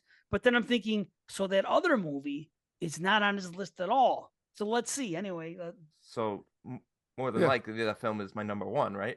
Yes, that's what I'm saying. Yeah, my number 1 is Brooklyn 45. Okay. Yeah. Wow. And lead actor for Jeremy Holm, the one who played the Berlin Butcher. Yeah. I really enjoyed his performance, and I mean, again, just a character-driven film. Has when it has violence in it, it's very well done, very thought-provoking, and just it's literally like a stage play. Yeah, when Fessenden just bashes it's a stage play. Yeah. This is how you do a low budget movie. I liked it too. That cover art does it no justice. I liked it too. It's not on necessarily my honorable mentions, but again, it was another 7.5 out of 10. Like I had a lot of honorable mention. Told you, well, there's a shit ton of honorable mentions then. Yeah. There's a lot about them that range, right? Yeah. So and that was one of them. So a good pick, man. It was, I couldn't believe how much I liked it. I put it on and Carrie's like, it's too low budget for me. And then she took off and I watched it. And I'm like, you should have stayed. I said, I think you would have liked it. And you know, and listen, and sometimes that hurts. Like Dave mentioned it, because sometimes you watch movies with people and they're not enjoying it, and it hurts your enjoyment. My dad loved this film. I watched When Evil Lurks with him too. He enjoyed it, but I think he was having trouble keeping up with the subtitles. I was trying to read them as they were going on. They can go fast. Yeah, they're very fast, and he loved Totally Killer as well. Awesome. So that's great. Yeah. Is it possible we could have him on the show instead? Oh, he did say hi before. Since he's called, I'll tell him hello. Yeah, tell him hello. I definitely will. Yeah. I definitely hope he's doing okay. Shit. But yeah, so solid. Yeah. So no Talk to Me at all on your list. That Talk to Me, Saw X, Infinity Pool. Talk to Me, Saw X. Not even Saw it. Oh my God. 7.5 out of 10s. They're tied for that 23rd spot. They again, for me, with Saw X, I just didn't love that third act as much. I just you wanted the popping when the music kicks in. You wanted it to be that revelation that we had so many times before in the Saw movies, and it didn't hit as hard as the other Saw movies. It's still a great film, and I could have easily swapped it. And same thing with Talk to Me. I really like Talk to Me, and I owe that a rewatch. But for me, like, some of the things that were going on in the middle of the film kind of like confused me for a little bit, and I've since it's confusing. Yeah, took me 4 times to figure it out, but I think I've got it now. See, that's the thing. I've only seen it once, so it confused me. So I'm like, I really like this film. It's a solid 7.5. You know, when I rewatch it, it could go up, but you know, it just came down to at the end of the year, looking at all these 7.5s, which ones do I remember liking slightly more than the others? It was very interesting because I didn't think Talk to Me was confusing at all. So now I want to rewatch it to find out why everybody thinks it's so damn confusing. Wow. Yeah. I mean, we have to do like a spoiler freaking review to get into that. But yeah, I thought there were just some aspects of like what the dead were doing with our lead character that was like, why is this happening to her? Why are certain things happening to certain people and not others? Like, it was just, for me. Well, there's no rules there. It's almost like an It Follows thing. And just like they said about that evil one lurks, kid, evil does evil. That's true too. But that kid in the beginning, that kid with what was his name, Duddits or some shit, whatever the hell his name was, Dudley? the brother of the other, Dudley, not Dudley. Dudley from Dudley Do Right. Strokes. Dudley Do Right. No, he stabs himself in he kills himself in the beginning, right? Yeah. The brother. They said that they all played with it, but he started seeing things that other people weren't seeing after they said I don't see. Again, I've already forgot. So when I'm watching the movie, I did figure it out though, why some things only happen to some people. And, okay. Yeah, see, that's a rewatch again. That'll keep rewatching it. That'll definitely help it. Yeah. What about your bottom 5, B? Do you have a bottom 5? I'm looking at some of my lowest rate. I didn't really do a bottom 5, but there was a film on Screenbox, a found footage film called Subject that I watched, which was absolutely atrocious. I gave it a 4 1/4, which might be a generous That's low rating. for you. Yeah. Yeah, and my lowest rating of the film, I'll just do a bottom 2. By far, one of the worst films I saw, the worst film I saw this year, and one of the worst films I've seen in the last couple of years is fuck, why is I was just looking at it now, I lost it. Bad Things. Bad Things. Bad Things. The one that compared itself to The Shining, you know, a group of friends, you know, queer friends, you know, get together at this hotel that one of them owns, and weird shit starts happening. It was absolutely dreadful. They started having straight sex. Oh, jeez. Yeah, it's not in the ass tonight, honey. So Skin of a Rink didn't make that bottom list either. Didn't watch it yet. Yeah. Oh, I can't believe you didn't watch it. Wow. Not yet. I recommend Dave's viewing just 1.5 it or 1.5 it. 1.5 is what I did. I did. You know what was really good, was kind of on my list for a while. I kind of bumped it off. Satanic Hispanics. I had a blast with that film. I did too. It's one of the, actually, we can talk about our honorable mentions. That's what it's all about. But yeah, that it was good. Right? It was, Wasn't it? yeah. I feel like for you, the reason that it probably wasn't higher for you was probably there was a little too much comedy in a bunch of the stories. I think there was some comedy going on that I wasn't thrilled with. I just got to find my notes here and get to them. But shit. My problem is I don't really organize them much after like 30. Like, I'd say that even from like 27 to maybe 40 or more could be, the order could switch around constantly. I don't really, they're all there. But so like, I mean, I could just start listing movies because like I said, all of these fell into that 7.5 range. You know what? I didn't watch Satanic Hispanics. I didn't watch that one. You know, watch it. You should check it out. I feel like you'd enjoy it. I felt like Tubi was the big winner this year because they finally made me realize that there's original films that I'm willing to check out now. I saw my first 4 Tubi originals this year, and Godless, The Eastfield Exorcism made my list. Little Bone Lodge, 7.25 for me, so just right below. Is that an original though, or was it a movie that they picked up? You know what? I think for Tubi originals, they're picking them up. I don't know if are they picking them up and put their stamp on them. I don't know, but I've heard of rumors. People are freaking out because they're worried that Tubi's not going to be what it is because they're focusing more on this Tubi original stamp of approval. That's what happened with Netflix. Not bringing in like how we have all of that content on there. I think they're thinking of dumping that. I hope they don't dump it because I don't feel like it suffered to this point. But also they had Where the Devil Roams was one of their films, which I really enjoyed. Yeah, but check it. Where the Devil Roams didn't appear until this year, and people are already calling it a 2024 movie. I'm like, no, 2024. Yeah, no, you could rent it last year, right? But because people didn't realize and it dropped on Tubi. Yeah. It's like the Netflix effect or the Shutter. A lot of people don't realize there's other places to see it prior, and then all of a sudden it comes on there like, oh, this is a 2024. Like a lot of people, like I'm even saying, like even Bloody Disgusting was talking about this. Yeah, movies that are coming out this week. It was a January thing. Where the Devil Roams, and I'm thinking, no, man, you guys are missing the boat. That was last year. Talk about good low budget wasting. Low budget. What did I say? Talk about low budget. Where the Devil Roams. I think I had a stroke. Yeah, Where the Devil Roams. Good low budget filmmaking. I literally forgot what I was saying mid sentence. No, because I screwed up. I did my own mid-mind thing. That's why I was wrong. Everyone Will Burn. I did not give it a 6. It's a 6.5. So it's got to be. I must have confused that title with another one. I'll take a 6.5 on that one. Listen, I gave it, like I said, a 7.5, and it took me a couple of days of literally thinking about that film because it's one of those films like. After one watch, I'm not 100% convinced that like the rating will necessarily stay. Right. But, Well, this is my last note. My last note says this. Length unnecessary, especially when the movie needs more. Tell that to my wife. Oh, shit. You're crazy. Amazing. You're crazy. So let me look at the...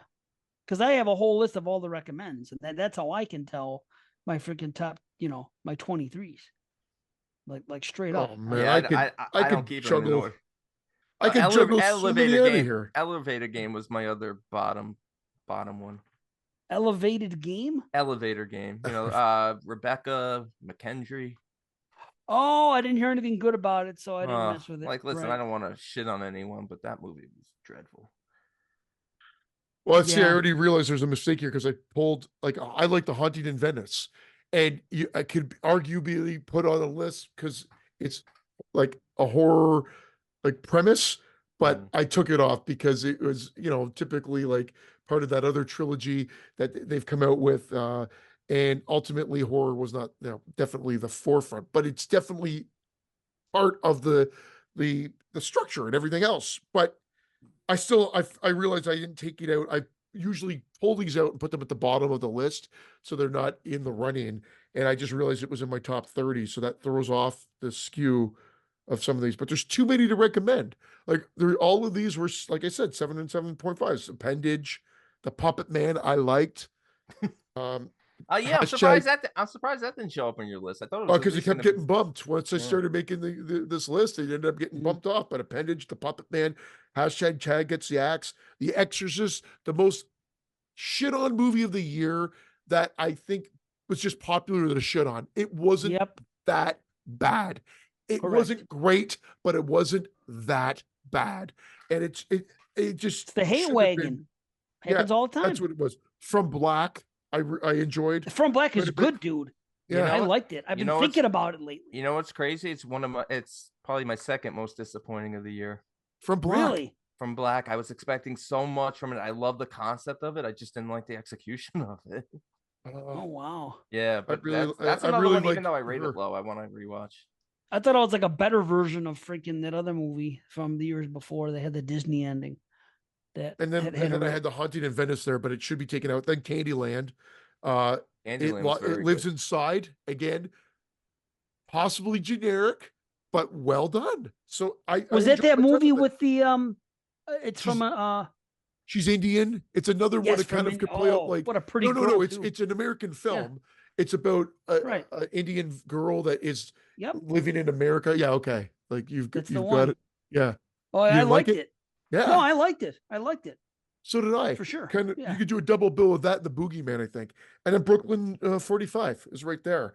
And then The Passenger's right there, The Pope's Exorcist.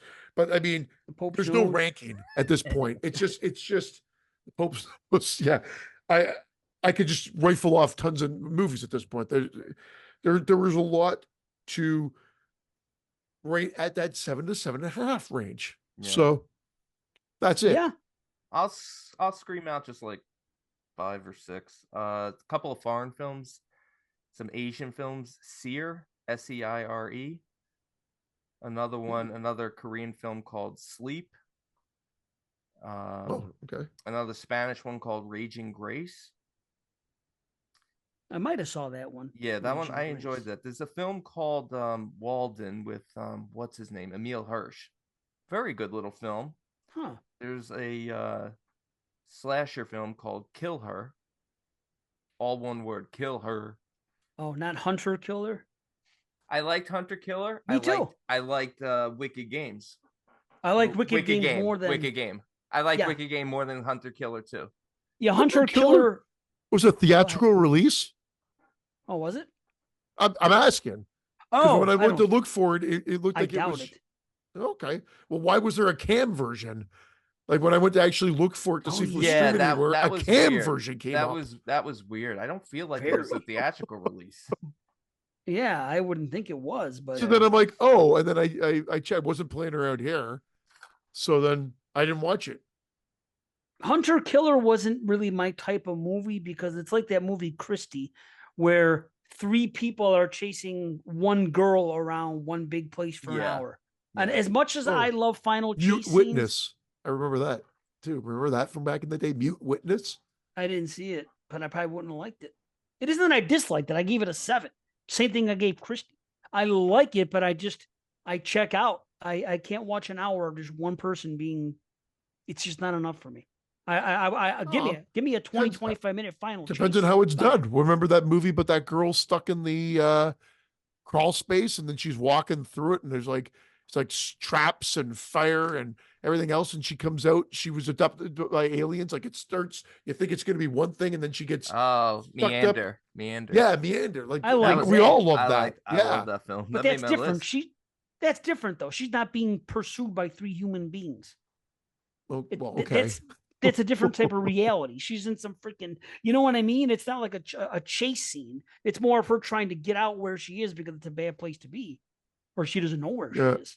Where I think if they could do that and keep your interest, it would be great. Like I love when they try to take risks like that. Like Buried with Ryan Reynolds or whatever, where that's a good film. He's literally buried in the ground for most of the duration of the movie. Damn. Like how do you keep the audience entertained or interested in the story? Like that takes talent and skill. Yeah. Well, Hush does it. Hush, half of the movie Hush is a chase with one person. but it's just done differently. It takes longer. We all to enjoyed get there. that. There's a little more. Yeah, of course. Don't say anything, see.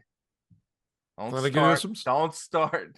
Don't mess with Flanagan. Dude, that show. That was my the House of Haunted Hill. I'm the only one. The fact that you don't like Haunting of Hill House. Haunting of Hill House. That's what Haunting of Hill House, honestly, was amazing. Phenomenal. Oh my God. It was so good. I'm really surprised. I know you have. Is that the latest one? So that was the first one. That was the first one. Oh, no. So it's not the just latest me. one's the greatest. My wife. House of Usher, you're thinking of. Oh my God. I didn't watch House of Usher yet. I didn't watch it. Haunted Hill House. Incredible. And my wife would be the one that, like, you're fucking silly. Get over it and whatever. She was on board for one extra episode than me, and then she said the exact same thing. She was like, just fell fucking apart. Watch Usher. House of Usher, 10 out of 10. Fucking fantastic. One of the best things. Was holding off because of my experience with House. I don't want to watching any more Flanagan. I don't want him watching any more Flanagan. He's ruining. This is about the rapper. What? His dwelling. Yeah. Okay. This is the early years when he found Justin Bieber. His dwelling. What? You better know Edgar Allan Poe stories because that helps. Every story is an Edgar Allan Poe. It's based off some of his work. So if you can appreciate that, I mean, that's just some of it. Oh, dude, you got to see it. He wrote for Playboy, right? Edgar Allan, yeah. Yeah. No, that was Elgar Allan. Okay. Is that what Jeremy called him? Edgar Allan Poe or something? Oh, so was someone talking about B? Were you talking about your specials? Your honorable mentions. Also rans, honorable mentions. My fucking brain. Fucking brain. I felt like I had more to say. I don't know. You probably do. You know what was really surprising? I forgot. I was going to mention two more films. I only remember one for some reason. Not rating it super high. I gave it a 6 out of 10, but I had a blast with it. It was so much more fun than it really should have been. Was Winnie the Pooh, Blood and Honey. Yeah. That movie was a blast. 6.5. Agreed. You gave it higher than me. I liked it too. It was violent as hell. It should have never been. It was much better than what I was expecting. I'm not watching any of these other ones. These, Mary Had a Little Lamb, the Three Blind Mice. They've literally made them all, and they're all like popping up on Prime every other day. But Winnie the Pooh was great. It was fun. I definitely want to see the next one. Yeah, me too. It was fun to watch with friends. We had, it was good. It was, people kept saying, check it out. I think you won't hate your time with it. And we didn't. We had fun. I'm going to rewatch it for the slasher show because we're bringing up all up to modern slashers, everything that with multiple killers, Dave. So there goes that theory because we've had a few. Well, we got to change the rules. Yeah. It can be multiple. Keep changing, Brandon. Well, no, we got to be more loose theories about it. That Piglet was all in Pooh's head because Pooh was suffering from mental illness. That's a good that's your theory. Yeah. Terrible joke. Right. It was just a bad joke. No, I thought you might believe it. Okay. No, I don't know. Come on. The B ended. Or at least you wanted that to be. What happened to Piglet? That's why he thought Appendage was my number one because it just ends with her, Oh, okay, let me say what I said on the show. B. Imagine if it would have ended after that first hour when the reveal was the reveal and we find out that the appendage for the other person was actually, and then they get together and then the two of them could just walk out into the world and then evil is just going to be unleashed upon the world. Like it's going to be all body snatchers everywhere. Evil if that would have been like yes, like, an hour long, like an episode of like American Horror Stories. If it would have ended there at the hour mark, don't you think that would have been incredible? It would have been that way. It definitely would have been. That it's a film where me, I'm always a fan of a happy ending. Right. But you can appreciate. This film wouldn't have bothered me if it didn't have a happy ending. Right. It just could have ended right there. Fuck. But I still really enjoyed it. So it's on my list, obviously. But man, I was thinking as I'm watching it, and my daughter, it's so funny. She's so much like me that when she saw the title on the screen, when I was rifling through everything, she saw Satanic Hispanics. She goes, that name just sounds stupid. She goes, I couldn't watch that movie. She told me. She's your daughter. See, Your 100%. daughter, holy shit. Satanic Hispanics bothered her that it was called that. I'm not gonna lie. go- I'm kind of like that too. I didn't think See? that with Fright Night back in the day, which you like that never Yeah. sounded silly to me, but that movie does sound silly. Well, in the But I'll movie, check it out. there's a line. I don't know if you caught this, Dave. Welcome to Satanic Hispanics, for real. I'm kidding. Yeah, it's the famous line from Fright Night.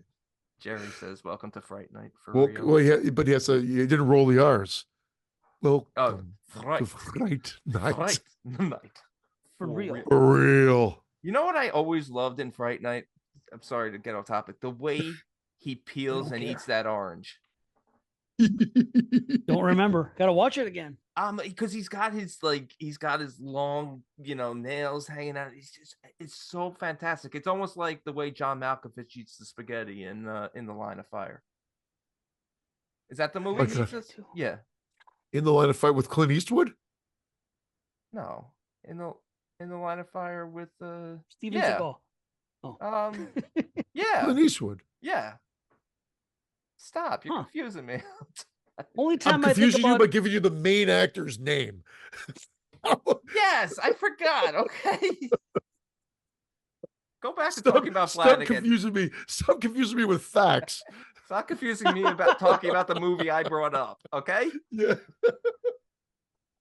Unbelievable.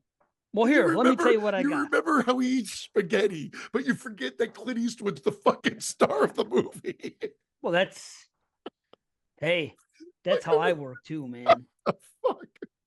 If it's weird spaghetti eating, that's gonna stand out. Clint Eastwood. It's not weird. It's magnificent. Like he twirls it on the fork, and it's a big thing. And isn't it ramen noodles? And he doesn't put any water in it. He eats a ramen. The seasoning on it. Yeah. Dry? Yeah. That's what Frankie does it too, man. That's freaking. It's very popular. A lot of people apparently do that. I started it in the freaking 80s. I'll tell you. Yeah, no, I've seen listen, I don't know how many people were doing it back then, but all over social media, and I started. Well, he's got the original patent on. I can't think of anyone I know that was doing it, and now people are doing it. Hey, listen, I ate the cup of noodles as a kid, but I never pulled that cylinder out of the thing and ate it. I always poured the boiling water and ate it like a human. Yeah. Or I never eat like a chicken stock. Did you? But I did eat raw pasta as a kid. That was something. What is it? Raw pasta. I still eat it as an adult. Oh, it's nasty. I throw it in and I crack a few of my teeth. No, that was always a thing. Me and my brother, I remember when we were kids and it was like reading time with my mother. We would sit down with her and we'd each have a box of pasta. Really? Yeah, we'd be eating raw. My mom would let me do that. She'd slap me across. No, my mom would never hit me. But it would be like, "What the hell are you doing? You're gonna ruin your teeth." But I do it. Yeah. What I love doing, I love putting it in the boiling water for 10 seconds. Just let it soften a little bit. And start pulling it out. Is it ready yet? Is it al dente? I love al dente pasta. I prefer my pasta slightly undercooked. That's supposed to be al dente. It's supposed to be the way to have it. Too slimy that way. Oh, you're you ever notice that it's slimy when it's not cooked right? I think it's. I don't like the guy that invented raw ramen noodle eating. It's too slimy. Yeah, but that's not slimy. I like it. I like it dry, like a brand new cinder block. That's how Dave likes his. Oh, I like it wet completely. If it's sauce, if it's fucking pasta, I don't want it to be undercooked at all because it's too slimy. It's half hard, half soft. It's got that slime on the top. Oh. I don't know about the slime. Yeah, I don't know what pasta you're having. You guys come here and I will do it. I will make you slimy pasta. It's got to be like lasagna. Do you ever have undercooked lasagna? How the fucking those things, if it's not cooked all the way, it's a little lasagna has to be cooked all the way, but I do like the crispy top part. I do like the first sheet of the edges to be burnt and crispy. Yeah. And I like chicken wings with no sauce. That's become my new fave. Yeah. Sauceless chicken. Favorite bottled sauce is the no sauce. Well, I'm telling you, try it just once. Get an air fryer, do it at your house, and freaking get it right out and just bite. It's succulent. That first bite. I'm telling you, that's the word. Actually, my favorite chicken wings are made of pork. Pork wings? I'm kidding. I don't know. Sam's Club? Where the hell have we gone with this conversation? Whatever. We've been on topic the whole time. We could. Winnie the Pooh led to undercooked lasagna. Yeah, you're right. Were there any other things that you wanted to shut out, Brandon? Because I know that it's getting close to that time frame. A lot of the films you guys mentioned are films that I agree with. I'm not gonna bring up like Candyland and stuff.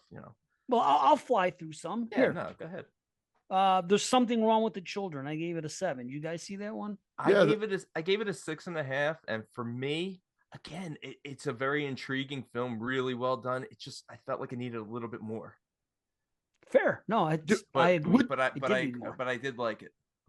Spoonful of Sugar. I didn't see that one. No, I just said I saw it too. I didn't see Spoonful of Sugar though. I'll tell you this: Spoonful of Sugar is the only film I disliked that I want to rewatch because I'm seeing a lot of praise for it on year-end lists and stuff. Because I was not a fan the first time. I watched it, when it came out early in the year, and I think I gave it like a 5.5. So, wow, like I enjoyed the lead girl, and I liked the end, but it felt like it dragged for me. So I got to give it a rewatch. All right, that's a 7.5. What about a spoonful of chicken stock? Man, I like my own jokes. Spoonful of slimy pasta. Slimy pasta. The sequels write themselves. I gave this one a 7 out of 10, but I can't remember what Nocebo, Nocebo. Yeah, I didn't see that one. I've heard of it. I didn't see it. Spanish? Nocebo. Nocebo. I don't know. I'll have to look it up after. What is it? Clock? I liked Clock. I had Clock on my list too. Again on my watched list. I just didn't rank it. It was good. It's 7 out of 10. Yeah. Didn't see it. Definitely. Oh, really? Well, I think you'd like it. Yeah. I think you'd like it. What's 7.5? Mother May I left it off at the end because upon looking back on it, I'm like, was that really a horror movie? I quite enjoyed it, but I'm thinking about it. Maybe it is. It's just that my memory had me second guessing whether it was. So I was like, I liked it. I kind of got annoyed by it, but I liked him in it. Yeah. I liked her in it. She was good. They were both really good in it. I gave that a 7.25.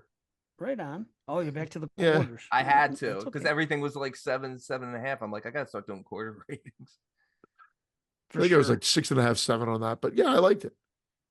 What else? Anything else? Blood. Did you guys see that movie Blood? Didn't watch Blood either. No, I think you'd like it. Yeah, check it out. 7 out of 10. Added it to the list of movies I'll never watch. Oh. Well, no, I don't mean it in a jerky way. Just I'm going to be watching slashers now, and I don't. And then I also don't watch horror at this point. So the only horror I'm going to be watching are slashers, and I'm going to try to inject any new release that comes up, so I'm not like scrounging or at the end of the year trying to watch a bunch of movies like every year. Fair. No, that's good. In My Mother's Skin, I gave it a 7. I don't remember a lot about it though, but I gave it a 7. So yeah, you saw that one. I wasn't a huge fan of it. Okay, here's one. It's kind of a slasher. We Might Hurt Each Other. I end up giving it a 7. Oh, that's the what country is that from? Yeah, I watched that. I watched it. It was a good little slasher. I think I gave it like 6.25. Wow. See, you didn't see it? I didn't see it. Well, it's watch and tell me if you think it's a slasher. That's the one with the totems, right? Yes, the totems. Yeah. Yes. Yeah. No, it was a good film. You definitely should see it. Did you like Candyland B? Yeah, 7 out of 10. I thought it was really. I was happy that it was Dave's list, right? It was me. It's making some lists. Some people have it on top film. Some people top 10. I liked it. Like it was a little bit higher. Not as high as Dave, and not as low as I think. I like it right there. 7.5 again. Yeah. Yeah. It's an 8. You know what I mean? The second view brought it up for me.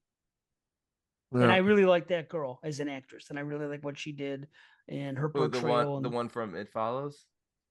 Yes, and I didn't even realize it was her. I'm thinking of Soft and Quiet. last Soft year. and Quiet. Yeah, she was great in both. She was. Movies. She was. Man, Soft and Quiet. That's one of the most hated characters ever. Oh, I know. Oh God, she did it such so a well done movie. I love that. Was the one shot, or seemingly one take, one shot film. To one take. It was on your list. I after you talked about it, I think I messaged you saying it's showing up. All of a sudden, it was talked about a lot. I don't know, like a lot of times now they have like these articles or people do TikToks, and it was showing up on all these lists of, and then had the Netflix. I think it was Netflix. It popped on Netflix or Prime, one of the two, and it just, I guess, gained a following then. Yeah, that's the effect. B, I wanted to ask you if you saw Ennis Men or not. I didn't, even though I'm seeing it pop up on lists. But honestly, I watched a trailer for it, and that trailer bored me. I just was like, I don't. You're gonna hate it. Yeah, I don't want. It was. I give it a 4 out of 10. It was my worst experience of the year, and you would not like it. Wow. It's like Agazusa, but worse. Yeah, I didn't mind Hagazusa, but Ennis Men, there was nothing about it that I wanted to really see. I don't know what the hell is happening in it. Yeah, that's what I feel. I feel like I'm going to watch that, and I'm going to watch an hour and 40 minutes and be like, what the hell did I just watch? And I don't want that experience. That was it. I couldn't wait for it. I want to at least get an idea of what I'm watching. Well, yeah, don't watch that. I'm sorry. It's just nothing happens. No, I don't get it. to watch that. What else have we talked about? Oh, Good Boy. Anyone see Good Boy? I didn't. I skipped it. No, I remember that. I remember the preview for that coming out. I knew I was, and I really wanted to see it, and I didn't even know it came out. This was, I think, a movie when we were talking about movies coming in 2023. That, and when we did the show last year, I think we were talking about maybe. I just remember bringing it up on the show at one point. I never ended up seeing it. So now you're talking about your most anticipated for last year? Yeah. Before we do that, for last year. Well, I recommend Good Boy. That's all I'll say. It's interesting. The guy pretends he's the dog, and the guy lives with the other guy, and it's right off the bat. That's my kind of movie. I know it's going to go somewhere cool. Off the bat. I know it. I know that premise of someone dressing up as a dog and living their life as a dog is going to be an interesting. Play a dog in one of his movies. He might have done something with not with a dog, but with No, I think he was just sniffing the crotches of all the actors, but it had nothing to do with him being a dog. Yeah, that was just walked into a scene and then he's right in there. No, that was between takes. I heard. It's the making of. Dude, I just watched Headless the other day because the slasher time. Fucking Dave Parker is awesome in Headless. He's good. By the way, he's good. Yeah. See, when I saw it, I didn't know him yet. Now I see it now. I saw it. I didn't know him either, and I just remember that because that's the movie that they're watching in Found, right? Yeah, the guy that. Yeah. Yeah, I love Found. Yeah, I haven't seen Found in years. Headless was just a gory. I remember not enjoying it that much. Yeah, I know you didn't. Yeah. Yeah. I quite like it, but do we see Dave Cock in it? Is it like that's Dave Cock is in it too? You're right. Perfect. All right, then it's on a rewatch. Right. Right. Hey, can I get the timestamp on that cock? Isn't there a website for that? Where you can Dave'sClock.com. Dave Parker. No, Mr. Skin Flute. Instead of Mr. Skin, Mr. Skin. I'm gonna put it on there. Mr. Skin. I'm sorry. I bet a lot of people don't even remember Mr. Skin. Is Mr. Skin even still a thing? It's got to be. Fuck. That is amazing. Mr. Skin Flute. You're right. That should be fucking website. Every time there's a cock shown in a movie, that's not porno. It's got to be a big enough cock, though, so people want to see it. I'm glad I got a joke to land. I've been. Oh my God, land! That was the joke of the year. Yeah, that was great. Yeah, joke of last year. Holy, that was my most anticipated joke of last year. That's funny. Oh, holy shit, bro! Holy fuck, man! And that's that. Everything else on my list we talked about last week: El Conde, Project Wolf Hunting, Influencer. Whatever. Malum, The Blackening. They were all good. Blackening was solid. I think they're doing a sequel to that. I wouldn't be surprised. I was shocked how much I enjoyed it. good mix of comedy with slasher with a group of people. I thought the reason Dave might not like it is because there was too many people alive at the end. Yeah. But it's not still Mexican. Was a lot of fun. I didn't say it was Mexican. Oh, I thought you said good Mexicomedy. Good mix. Okay, forget it. Good Mexicomedy, like a comedy from Mexico. Wow. You follow Braden's joke up with that one. I'm gonna just. But legit, when you did say it, it registered as good Mexicomedy to me. Good Mexicomedy. Is that a thing? A Mexicomedy? Probably not. Well, yeah, I don't know if JP tells knock jokes. Maybe. You tell us, Carly. Is JP even funny? Right? Let's find out. Yeah. Oh, Mama, did you see Oxhead Village? B? No. I think it's the best of that trilogy. Takashi Shimizu. Yeah, he did those 3 village ones. Yeah, this was good. It had that whole like a social media type. It was different than the other stuff. There were 3 of them. Yeah, there was 3 village movies. Yeah, I think I saw one of the village ones with a ton of the village people. Yeah. Well, that goes without saying. B, I'm just looking at some of the ones I didn't see from your list. Like I said, there's 7 listed here. So you're definitely going to have the people that want to seek out movies. I think you're going to have their vote. I still believe, and it's not cockiness. It's just, I'm assured that I'll have the list that resonates with the listeners. Yeah, you will, because Insidious Red Door really changed the genre. Yeah. What do we call you? Mainstream something? What's the nickname? Mainstream Mel. The people. Yeah, it's called the people's ear. It's what I got. Yeah. Remember, no one thinks about the top. When everybody else says the top 10, that's what resonates with everybody. 23 at this point, you can throw anything on there. You can throw Moon Garden on. I'm kidding. I really want to check Moon Garden out, actually. Megalomaniac, Angry Black Girl, and so we were going to talk about that one. I think you mentioned you wanted to mention something. You said you wanted to say something else about that movie. I guess, or maybe you did already, that you just liked it. I had Birth Rebirth as your number 1 movie, and you didn't even like it. No, I gave it a 6.5. The only reason why I mentioned that it was one of my least disappointing. I think Megan might have been my least disappointing because I really wanted to love it. It looked like so much fun, and I just had no fun with it. And I think I gave it a 5.5. It had a few good scenes. It dragged for me. I was bored.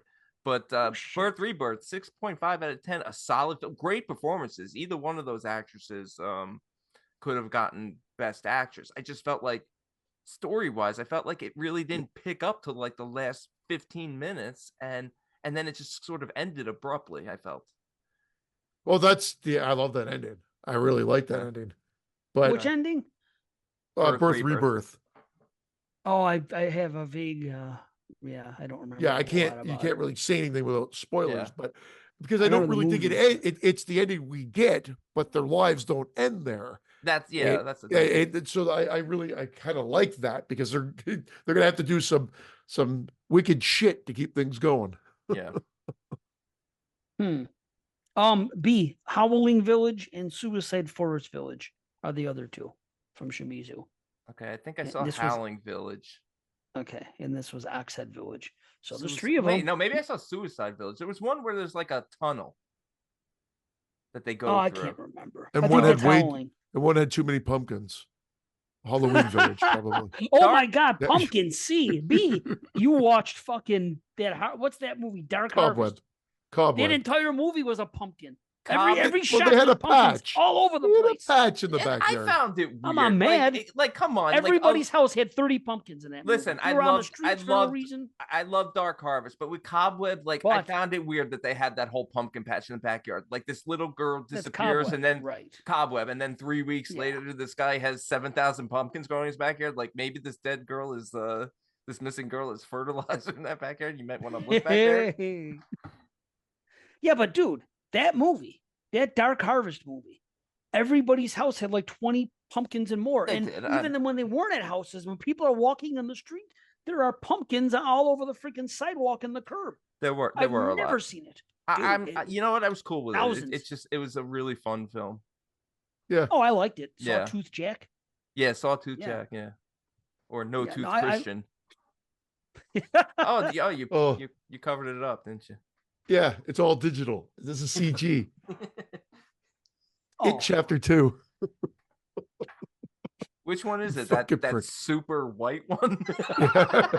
Old Chopper here. Yeah, the only one white in my mouth. No, it's not that your teeth are white. It's just that one is like shockingly Caucasian. Shockingly. Did you see that movie today? That's a good title. What, shockingly? What about? Are you able to stick around for the yeah, I'll stick anticipated around. movies? I'll stick We're around. talking about. Let's We do want to some. talk about 2024. This is what I did. I just went to a couple websites and there they are. I have freaking. Yeah, I'll feed off you guys because I only know 3 films that I can think of off the top that I'm looking forward to. I got Bloody Disgusting, Fangoria, and some other magazine here. I don't know what the hell it is, but I'll just read. We got that here. Blumhouse one that's out right now. Blumhouse what? Night Swim. Night Swim. Oh, Night Swim. Yeah, I've heard very, very poor reviews. Which honestly, like, I saw the short film. I don't know if I mentioned it the last time I was on. It couldn't have been the last time I was on this show because there's an anthology film that's actually on Tubi, and it's like an hour long, and one of the short films in there is the original Night Swim, and it's literally 3 minutes max, if that. And it was really creepy, but well, that's probably how they got. Yeah, well, no, it was movie, really just creepy, like, and just like the movie from last year. Lights That Out. was well, that one too, but there was the one from Smile. Same thing. Yeah. Smile was a short, and based on, I guess, them shopping that around or being at a festival, he was able to turn it into a feature. Yeah, I like that. Well, short, dude, but Night Swim to me, it doesn't seem like it should be a feature based on the premise of the film. People are going in a pool. This girl's going in a pool and things are happening. You're going to make a whole movie out of that? It sounds like to me it should be a short, not 3 minutes, but maybe like an anthology, like a VHS, like a 20, 25 well, minute the reason they made it longer is because she goes into the deep end. So they got Oh, shit. Yeah. I don't know anything about the difference. And I'm not going to see it because I haven't heard anything good about it. So yeah, I'm in no rush to watch it. I'm gonna watch it. I don't know if I'm rushing it to the theater to see it. Yeah, I'll wait till it comes to streaming. Early release in the we're gonna be getting it by the end of February. It'll be available to rent. Yeah, how about Mayhem? It was supposed to come out even before Night Swim. Do you guys know about this? What, like the remake, or is this a totally different movie?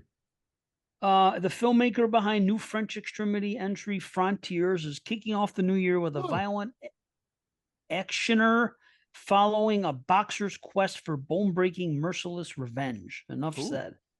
Oh, I'll check it out. Did it not come out? Mayhem? Let's see. I haven't seen anything about it. Definitely not. I mean, Frontiers, I didn't like the confusing opening to that. Not confusing, just muddled, weird opening. But once it started going, once the guys got to that crazy neo-Nazis like establishment, I thought it was really horrific and gory and crazy. I actually wanted to buy the Second Sight special edition or the limited edition Blu-ray because I love their packaging. I love their releases. They may even trump Arrow for the most part. But it sold out. I held off too long. It was not selling out. It had been released for a while, and this week it's sold out now. Yeah, they've been they put out Inside too. And... yeah, so I grabbed High Tension. I'm waiting for. I ordered that way back when. I'm waiting for that. I got High Tension, and I got the It Follows limited edition coming. Yeah, they put out nice editions. Wow. I've never gone region free, but it might be time. Well, that you don't need. If you have 4K, you don't have to worry about it. That's right. But you know what 4K. They do? You know what they do in those limited editions? They put the bonus features on a B Blu-ray. Well, I've got limited, or I've got one of the players that is region free, so it's fine. I got to do that too. Possessor's been announced, and Green Room. Yeah, 4Ks. From them, and they do they're both limited edition versions. Yeah. So they do standard editions and limited editions, and the limited editions come with like the lobby cards. Yeah, some people like this stuff, some people don't, but a lot of them come with these bounded books or books that are like essays, and they're just really cool releases. Yeah, no, I like the limited releases. If you love the movie, I would just splurge for it. But you've for sure. certain ones you got to jump right on. Like Texas Chainsaw Massacre jumped on that one, sold out. Frontiers had been it wasn't 4K, so it was sort A of lot of hanging the limited on. ones. You know which one? I mean, it's been years now since it came out, but the Lake Mungo limited edition sold out quickly too. Yeah. And you're right. honestly, I rewatched that movie last year, and it's one of my favorite films.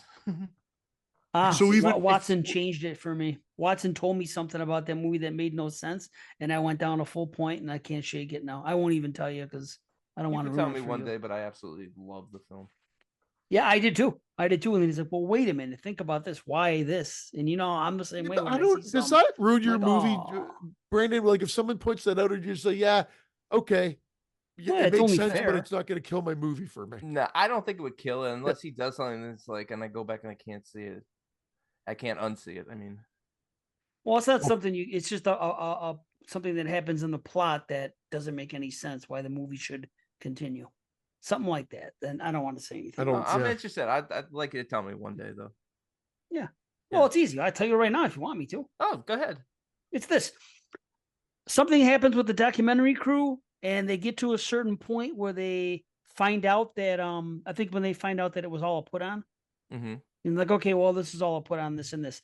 So Watson says, as soon as they come to that conclusion, why would the documentary crew stay there? The whole thing will be over. And I'm like, son of a bitch, you're right. Why would they still stay there and continue to film so everything else can unfold? They should have. That should have been the end of it right there. So anyway, okay, yeah, no, I mean that makes sense. I just don't know if there was like some sort of dialogue in there where they begged for a second chance because it was the brother who was doctoring the thing. Yeah, and maybe he's wrong. I'll watch it again. I have no problem watching it. I love the movie, but that's what he said, and I was like, "Oh man, no shit." Well, but anyway, I'll just throw something out there. I don't again just because some of the ones that surprised me this year that I booted off the list because they wasn't horror, but it was just damn fun. Was the missing, not the missing. Oh yeah, I just didn't consider it, but yeah, 7.5, not made the list because it's not because it wasn't hard. So much fun. Influencer, which I didn't even expect to like, and I think you skipped it, Brandon. I really enjoyed it, but I didn't. I kicked off the list because I didn't think it was horror enough. It was more thriller. 6.75 for me. Yeah, I really like that one too. I like it. And I like Jagged Mind. Oh my dude, that was one of my worst movies of the year. Really? Oh my god, we didn't. I didn't even bring it up because I didn't think anybody else saw it. That was like that film. Where did I put my? Sorry guys, I have to bring this back up on my other computer. It was. I can't believe it. You're the only other person I know that saw it. I brought it up to these guys. Of course, they didn't hear it. 6.5 out of 10 for me. My bottom 5: Jagged Mind, Alone at Night, Children of the Night, Skinamarink, and Diced. The one that I told you. Did you tell us to check that out? Yeah, because it was so bad. I wanted you guys to watch it. You prick. I didn't check it out. Yeah, Jagged Mind I gave 6.5 to. I'm surprised you hated it that much. Well, I mean, I didn't see a lot of horrible films, so it was just on the lower. Yeah. I'd say it was like a 5. Okay. Like, again, the main girl's performance was good, but it was like Groundhog Day. I was getting frustrated with it. The acting, the toxic relationship nature of the film just rubbed me the wrong way. Yeah. I don't know. It was just I can't recommend it, but I'm glad you enjoyed it. I can't recommend it, but check it out.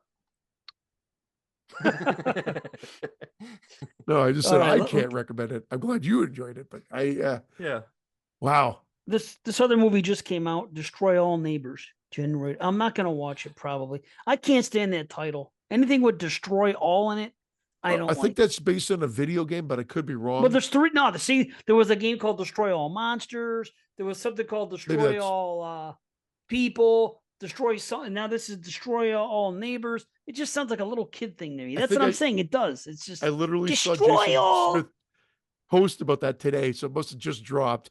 And he said he's checking it out. I think he said he had fun with it, but I don't quote me because it was I saw the post too that he had fun with it.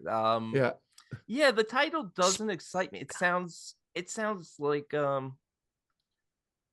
I don't know. Every time I hear those types of titles, I think See, of Destroy All. I think of video games. I think of like Dungeons and Dragons and Renaissance fairs. Like, like medieval role playing horror. I don't know. Don't you like a goofy bunch of characters at like a Renaissance fair when like evil ghosts come and they gotta play board games and reverse the demons or something, destroy all the neighbors. I picture like little kids playing freaking like a Super Nintendo game back in the day. Destroy all monsters. I don't know. It just why did they sound like they're 80? You can do voices. You can do voices, B. You can do voices. Yeah, like a little kid voice, like Real Neighbors. I want to see it. Yeah, I mean, you know who's in it? It's what do you call it? Alex Winter and Jonah Ray Rodriguez. It's a Shudder original. I thought it was Dan Aykroyd. Comedy. I thought it was Dan Aykroyd. That came out last year. Another stupid. No. Movie, I thought it was Neighbors, but Destroy All of them. Sorry, wasn't Dan Aykroyd in the original Neighbors? Did I fuck up the joke? Yeah, Belushi and Aykroyd. Of course, they're neighbors. Yes. You didn't fuck up the joke. Man. It just wasn't funny. Destroy all neighbors. Okay, here you go. January 19th. Oh, by the way. Thank you, B, you prick. That Mayhem movie is like an action thriller. Isn't it time for you to take a huff? Take a huff. Take what you said? Take a huff. Oh, there's a take a huff. I'm hanging out for 15 more minutes. This one anyway. The other movie's an action thriller. That Mayhem. That's why we didn't know about it. So bloody disgusting as usual. Doesn't know what they're doing. Okay, so here we go. ISS, January 19th. It's got something to do with astronauts and some shit. Yeah, well, it's ISS. I'm assuming is International Space Station. Oh, good job, smart man. Okay. When war breaks out globally, astronauts aboard the space station. Yeah, International Space Station. Is that what you said? Yeah. Okay. This guy watches the news. Okay. Receive orders to take control by any means necessary. Tensions and paranoia escalate in what appears to be an intense zero-gravity thriller with an impressive... Whatever. It's too much. All right. You got bored halfway through your description of it. Yeah.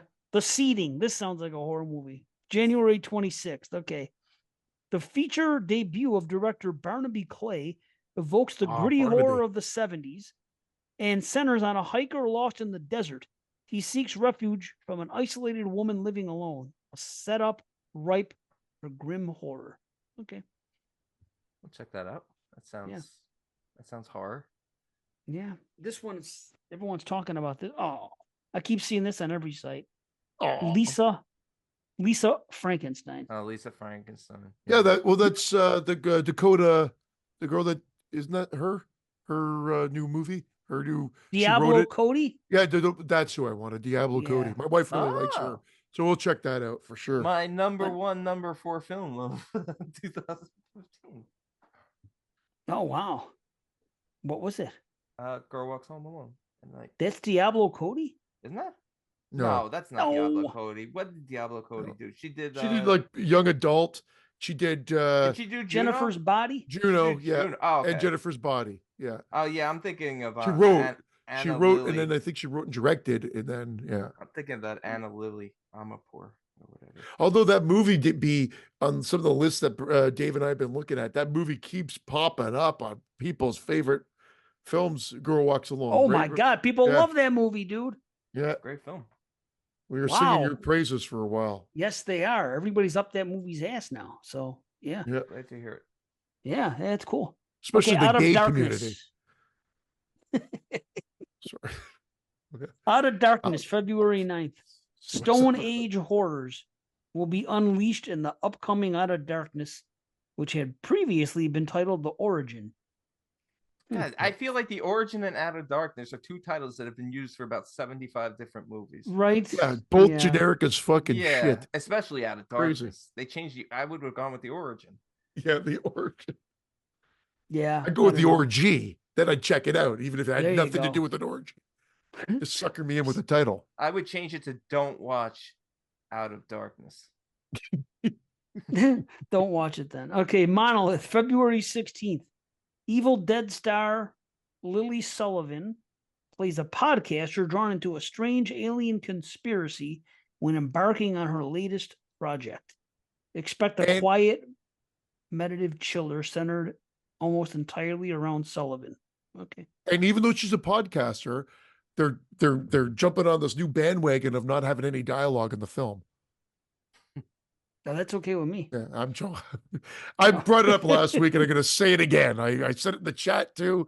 I'm already sick of this 2-movie fad of no dialogue in the movie. 2. No One Will Save Me and Silent Maybe Night. you should try no dialogue on this podcast. I set myself I'm so sorry. up. That was awesome. Yeah, it's just because like I don't even mean it, but you said fantastic. it up, so I had to. You have to. Yes. No, this is what you're here for, because otherwise we wouldn't invite you back.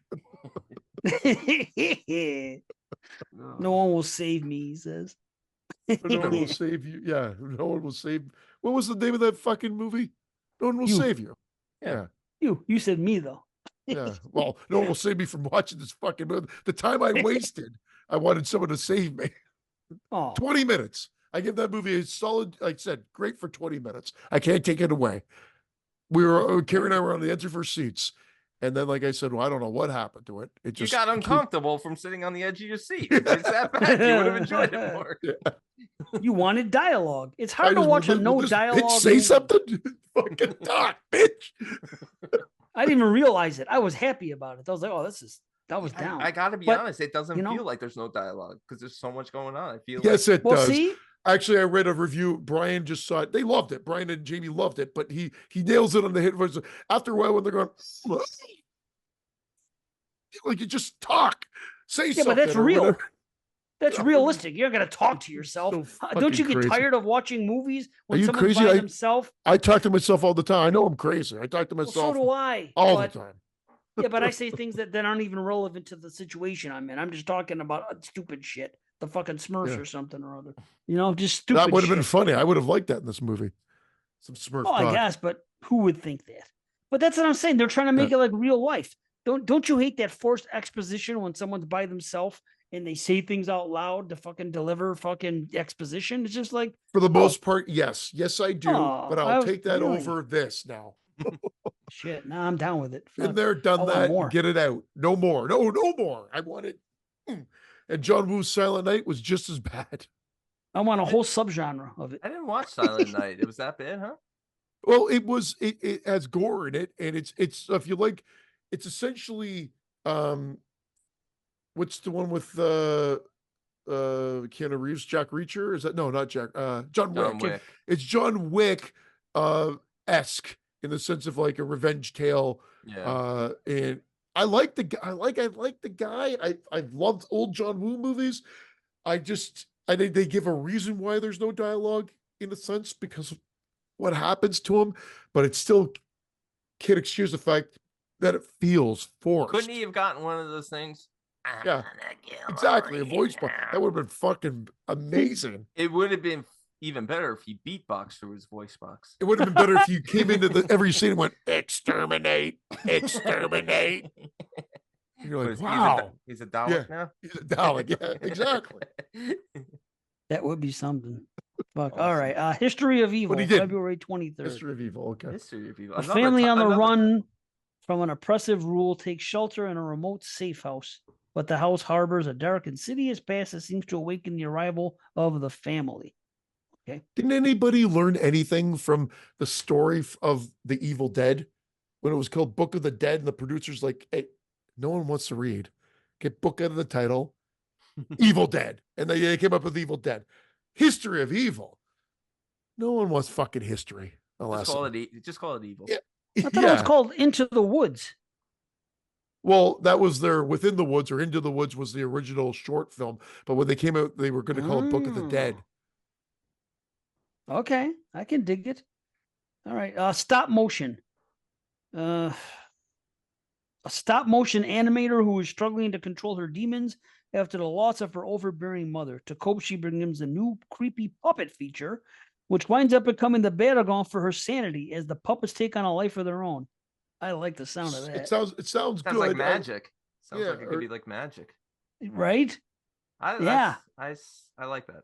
Puppets. That could be Puppets good. That sounds just the death of the mother thing was, I was like, all right. But then where you went with it afterwards. I'm like, okay, no, that makes sense. The only thing that can make that better if they changed it from a puppet to a ghoulie Muppet. This is like the show that brings back all the good old jokes. It's just remembered the ghoulie You have Muppet. to. Yeah. It's the member berries edition, Something was said the other day too, B. Oh, Colored Bear. Remember we talked about him in chat? You know what? It's funny. I almost brought up Colored Bear earlier. When I talked about when that was Christian from Puppet Master. When Christian made the joke about the black end of Angry Girl, a black person getting resurrected with a white head.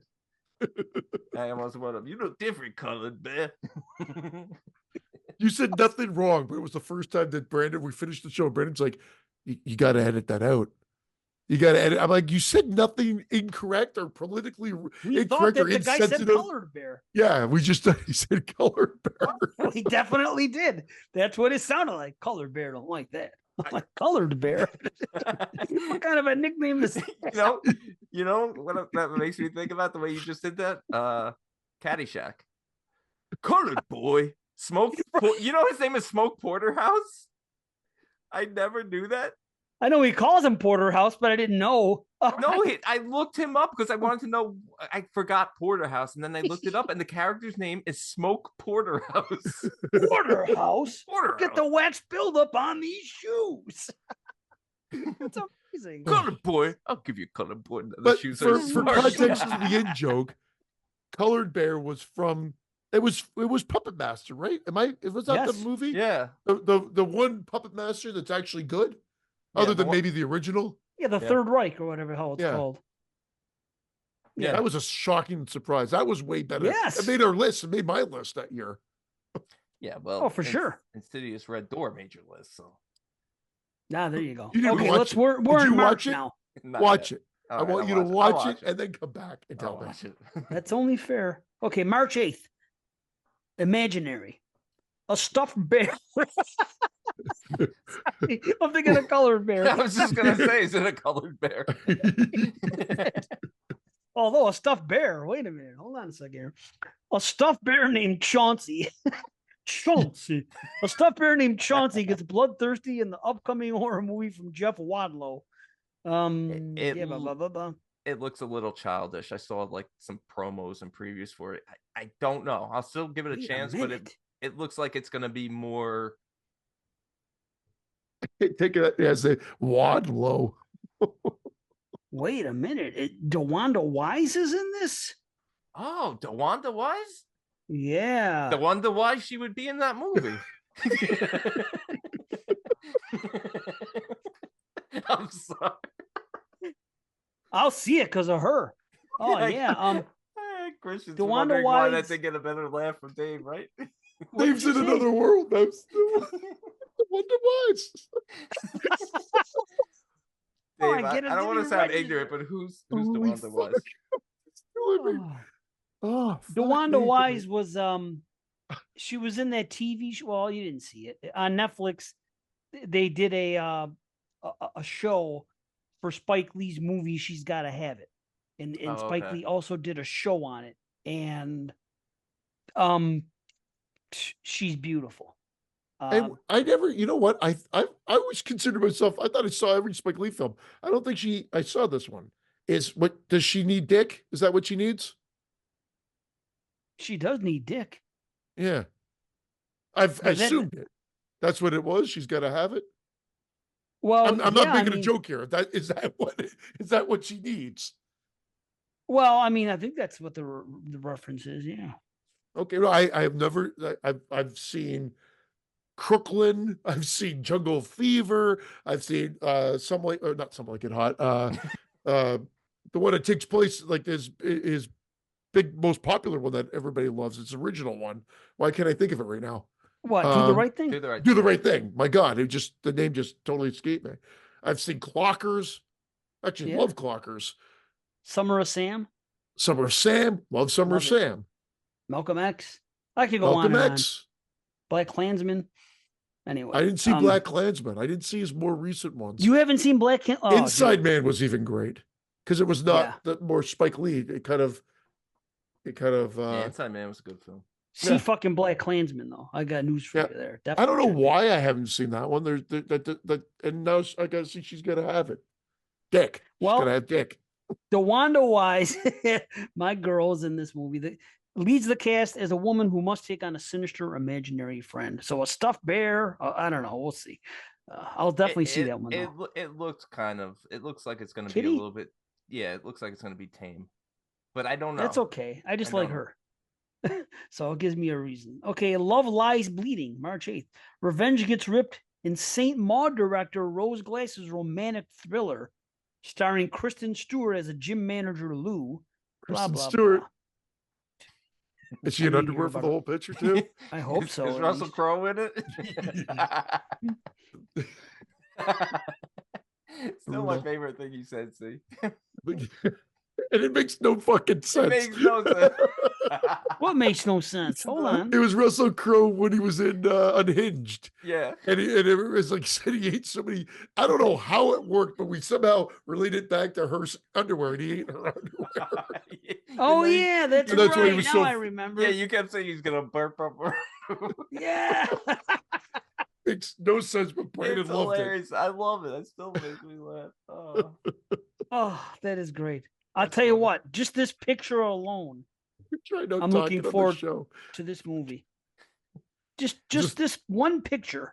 I'm looking forward to this movie. No, it's called Late Night with the Devil. That's the one that's showing up as #1 on lists because people saw it at festivals. That's one of my 3 anticipated for this year. Ooh, nice. It's coming to Shudder, I think. And this is the story of Jay. Jay Devil? Oh, Jay Leno. Jay Leno. Oh, Jay Devil. Jay Devil. Jay Smurf. Jay Smurf. We're bringing it all. Smurf talk. We're bringing it all back tonight. Yeah, definitely, Jay Smurf. Good old Jay Smurf. Watson. I think that's what Watson. Do we have any cliffhangers that we need to figure out? I should do that thing. Do we remember any cliffhangers that need to be answered? I want to read these articles for so long now when the 3 of us are on here together with the people that talk about the show. Remember, we talked about that, and I always save it for when we're going to happen, and then we always end up doing something else. Son of a bitch. Well, it will happen someday. Yeah. Okay. Australian writing-directing team Colin and Cameron Carnes, 100 Bloody Acres and Scare campaign is found footage horror. Oh, it's found footage. Oh, even Late better. Night with the Devil with David somebody. Oh, this has your name written all over it there, Cream Pie. As the host of a late night talk show that descends into a nightmare. But just look at that picture. It's like from the 70s. It looks like Reagan in a freaking chair. Yeah, that poster art is what's selling it. I saw that. Wait, wasn't there a movie that was similar to that came out a few years ago? Satanic, and they were doing it live, and they were doing The Cleansing. That was a good film too. I like that film. Yeah, The Cleansing Hour. The Cleansing Hour. Yeah, you're right. Yep. The Cleansing Hour. Yep, I remember that. Okay, March 22nd. You'll never find me. A torrential downpour late one evening brings an unexpected visitor to a stranger's door in a quiet RV park. The man Patrick invites the visitor inside to dry off and take refuge from the raging storm. It sparks an eerie cat and mouse game where not everything is as it seems. Okay, whatever. Well, we already know how it ends. Yeah, you'll never find me. Yeah. True. No one lives. Right. Ghostbusters Frozen Empire. Whatever. Get out of here. That looks good, though. It actually does look good. It looks really good. Yeah. Is it a sequel again? Yep. Yeah. I got to see the last one still. Me too. Okay. I didn't see it either, but the new one was really it's great. I didn't mind the last one. It had a little bit of heart in it. I've heard. Elevate it. That I think it's definitely better than that reboot they did in 2016. Yeah. I feel bad for that movie, but yeah. I mean, like, it was their fault. They just didn't have they needed the originals. Well, of course. Yeah. Come on. Get out of here. All right. The First Omen, April 5th. This, interesting, the prequel to The Omen seeks a woman traveling to Rome to begin a life service in the church, only to uncover a dark conspiracy. I can't talk. Bottom line is, it's a prequel to The Omen. You're doing fine. David Gordon Green is directing that.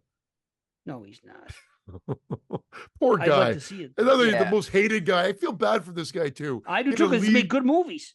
And he had to leave, so he bowed out. I don't think he had to leave. I think he just decided, I don't want to take this shit anymore. Yeah, it's gonna suck. Everyone. Fuck People everyone. are just fucking coming down on this guy, and Yeah.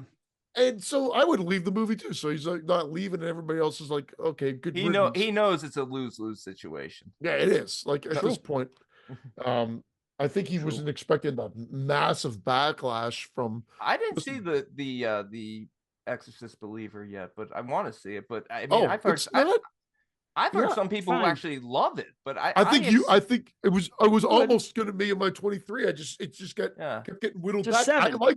I liked it. I said 7.5. I said Pope's Nose Exorcist was 7.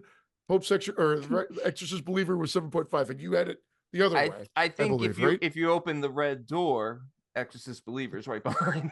Hey, it wasn't the first hour was great. I think that it actually started falling apart. It fell apart when they introduced someone else, and then there's like 3 key scenes, and I'm like, oh, now it's off track a bit, and then it gets into the generic Exorcist part. But actually, the lead up to it, I actually quite liked. Agreed. The first act was really good. I think it might be one of those ones that follow your kind of your rule, Brandon. But I'll be shocked if you absolutely think it's terrible. Yeah. But let me know what you think, because I would I'd like to hear your thoughts. Yeah. But okay, next April 12th, Godzilla X Kong: The New Empire. I'm getting sick of these fucking movies now. But whatever. I don't even think I saw Godzilla versus Kong. I don't even remember. I think I didn't watch. This plays in Middle Earth again. Oh my god, they all blend in together. Destroy all monsters already. Yeah, that's another one. Destroy all neighbors. Destroy all monsters. That is a movie. Destroy all monsters, or a show, or a game, or whatever it is. It was a callback. It was awesome. Yeah, Destroy All. Okay, April 19th, Untitled Universal Monster Thriller. Well, if you can't talk about it, then. It does star Melissa Barrera, so she's not doing something else with her. Not. Oh, this is Saw 7. It was all a ruse. Maybe. Means Infested. Screams. April Screams. Infested. April 26th. Arachnophobes beware. This creepy crawler horror movie sees a venomous spider let loose upon an apartment building where it quickly spawns hundreds of offspring. Shit. If that's done right, it could be great. That's the thing. Like, are they allowed to actually use real insects anymore today? Or are people going to be up in arms if they do? And is everything going to be CG? Because all those movies... They'll be up in legs, 8. Sorry. All those... These are worse jokes. That was good. I was just trying to bypass it. I was trying to help you save face. With this mug? Oh man, it's been a long time. Watson's not this funny. Okay, Horror Scope made finally a movie called Horror Scope. I've been saying this for years. Someone's gonna steal Abracadabra on me too. I know it. I know someone's gonna do it. Is this about the mouthwash and it brings bad omens? Okay. Bigging bad omens and bad breath. And bad jokes, evidently. And bad jokes. Where did I go? Oh, okay. College friends find themselves dying in fates revealed by mysterious horoscope readings based on a novel by Nicholas Adams. Interesting. So horoscopes saying you're going to die and you die. Okay. Confucius say, check it out. Could be good. Could be terrible. Who knows? That premise sounds like something that Asylum could do or a good director could do. You just don't know. Okay. Oh boy, here we go. The Strangers Chapter 1, May 17th. Why are you the only one looking forward to these? I'm looking forward to them too. Well, here's what it says. Based on the 08 franchise, the project features Madeline Petch, who drives cross-country with her longtime boyfriend to begin a new life in the Pacific Northwest. Help with Watson. The couple soon runs afoul of the mass strangers. Jeez. Chapter 1 marks the first of 3 installments from director Rennie Harlin. That's why I'm not looking forward to it, because Rennie Harlin, not my guy. 4. Yeah, but he did that one I keep bringing up, that found footage one that you like, the Devil's Elbow or whatever the hell it's called, the Devil's elbow. Sounds like a finishing move in The wrestling. devil's Elbow pass. macaroni. Devil's pass. The devil's elbow. Yeah, he brought it back to pasta because we were talking about slimy He's going pasta. up. With the devil's elbow. That's great. Elbow Devil's macaroni. pass. Devil's pass. Devil's pass. I did like Devil's Pass. Devil's right. Pass Okay, is well, a good movie. That's a good movie. And then he Well, did then I'll that give you other the one pass. that I didn't like that was very generic that came out in like 2015. I think it was called Demonic or something about those kids that went into. I remember Jason Lloyd really liked it, but you guys all saw it. I can't remember it, but it ended up being on my one of my worst watch list. That's why Horrorphilia fell apart. Actually, I might be wrong. That might have been directed by the guy that did the Friday 13th remake. I can't remember his name right now, for the life of me, but I don't think it was Randy Harlan. But anyway, when does chapter 1 come out? What was the date? March? May 17th. May. And then when's the next one come out? May 18th. May 18th. You look like the guy that has a list right in front of his fucking face is what you look like to me. Why would they have the... Oh, wait a minute. Are you talking about... coming out next year? The Strangers movies. Well, I'm just going in order. This is May 17th, The Stranger Chapter 1. That's all it says. Wait, are they the all next coming movie out on this list is June. The Watchers, June 7th. That's one of my most anticipated. Wait a minute. M. Night Is Shyamalan's daughter. Night Shyamalan? Yeah, M. Night Shyamalan's daughter's debut horror movie. Wow. Stars Georgina Campbell. Oh, yeah. And Dakota Fanning. Oh, wow. Yeah, okay. That's one of my... That Late Night with the Devil and one other are my 3 most anticipated. Saw 11. Woman trapped with 3 strangers, all stalked by mysterious creatures every night. You know who Georgina Campbell is, right? From Barbarian. Yeah. Ooh. I just watched it a couple of nights ago, so she's on my brain anyway. Ooh. So Did you like it more, or you still have the same problems? I still had the same problems, but it's still it's an 8 out of 10. I might have gone up a little. I was able to go a little bit with it. You know, I'm still at 7.5, but I didn't rewatch it. Yeah, I mean, now that I know what's going on, I guess I can excuse a little bit. So yeah, that helped. It's the cobweb ending. Oh well, that's another thing. Yeah. Anyway, continue. Okay. This is for C. A Quiet Place Day 1, June 28th. I'll take it. The next installment is set to be a universe-expanding spin-off movie. Plot details are currently under wraps. But, Lupita Nyong'o's in it. Nice. Joseph Quinn and Alex Wolff. I thought they already did a day 1 when they did the opening of part 2, but I'm still interested in seeing what they're doing here and how it plays in. I'm kind of hoping, like, wait, so Emily Blunt is not in it, and so it's focusing on a bunch of different characters. Well, because we know that there's obviously this has happened all over the place, and we focused on their family. I think this focuses on the island. I think. Yeah, where they end up going. Yeah. Okay. I like that. I think I don't know the actor's name, but the guy who was like in charge on the island, I think he's in it. Yeah. Oh, okay. No, all I know is it's the kid from Hereditary. Yeah. The kid from Stranger Things and Lupita Nyong'o. So that's all it says here. Lupita. So that should be fine. I'm down, man. All right, Trap, August 2nd, my birthday. The latest from Shyamalan, a psychological thriller set at a concert. Details remain scarce. Scarce. I didn't even know he potentially had one coming out this year. Josh Hartnett's supposed to be in it. That's all we know. Huh, okay. Oh, interesting.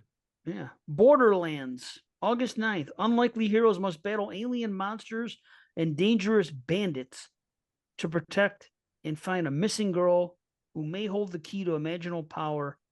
An Eli Roth video game adaptation. Oh, wow. Oh, he's directed it. It sounded horrible, to be honest. Well, here's the cast. Listen to this cast. Jack Black, Florian Could eat no fat. His wife could eat no lean. Sorry. Ariana Greenblatt, Tiny Tina, Jamie Lee Curtis. What? I don't know any of these. Are these the video game characters? Who's Tiny Tina? Tiny Tina. Talkie Tina? I'm sorry. It says Ariana Greenblatt as Tiny Tim. That's a character's name. She is. So it is. It's Tiny Tim's daughter, Tiny Tina. Jamie Lee Curtis, Kate Blanchett, Kevin Hart, and Gina Gershon. This isn't a horror movie. This is going to be a thriller. Yeah. Probably not. This is a thriller. Right. Speak No Evil. Please, August Spirit, 9th. tell me what happens to little tiny Tina. I see. I'm sorry. I hate Speak No Evil. I'm not it's watching. a remake. I hate it. Yep. Hate the movie. I'm not rewatching the remake. Wow, I liked the movie. What if they fixed the problems you have with it? No, I hate it. Like Wow. the whole Okay. the whole problem of them announcing exactly where they're going, telling everybody where they're going, and yet nobody seems to be able to stop these people. Well, it didn't take long. That's why. Yeah. You know? It didn't take long for me to turn off the film.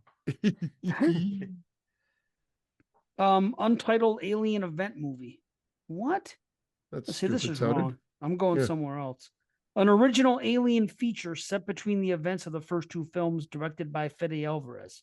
It does have a title. I'm going to find it in the other article. It's called Alien something, but it's Alvarez is directing it, which is so weird that they're doing this. Fucking place it's out of control. This franchise. They went to the Prometheus route and they did the other thing. Now they're just going to do this between 1 and 2. I'll wait 20 years when they're done with all of them, and then I'll binge watch them all again. Yeah, I don't get it. I like him as a director. I'm surprised that Ridley Scott didn't. I guess he was just done with it, eh? Hey, I guess, but it does say something about Ridley Scott. Ridley Scott Productions. Oh, produces. That's all we know. He produces it. So Beetlejuice 2, finally. Okay, let's hope it's decent. I have no interest to see that. There's no way. There's no way, right? There's no way. Why? Michael Keaton and Winona Ryder are coming back, and Jenna Ortega's going to be in it? What's to go wrong? It's too long. Is there any chance they're going to catch no the magic, or are they just going to... I'm actually not that big of a fan of Beetlejuice. I'll admit it right here. It's all right. I saw that in the theater, and I remember being bored in the theater as a kid. What if Flanagan directed this new Beetlejuice? Then would you like it? I don't know about that. But I'm just not like I don't rewatch. I've seen Beetlejuice maybe 4 times in my life.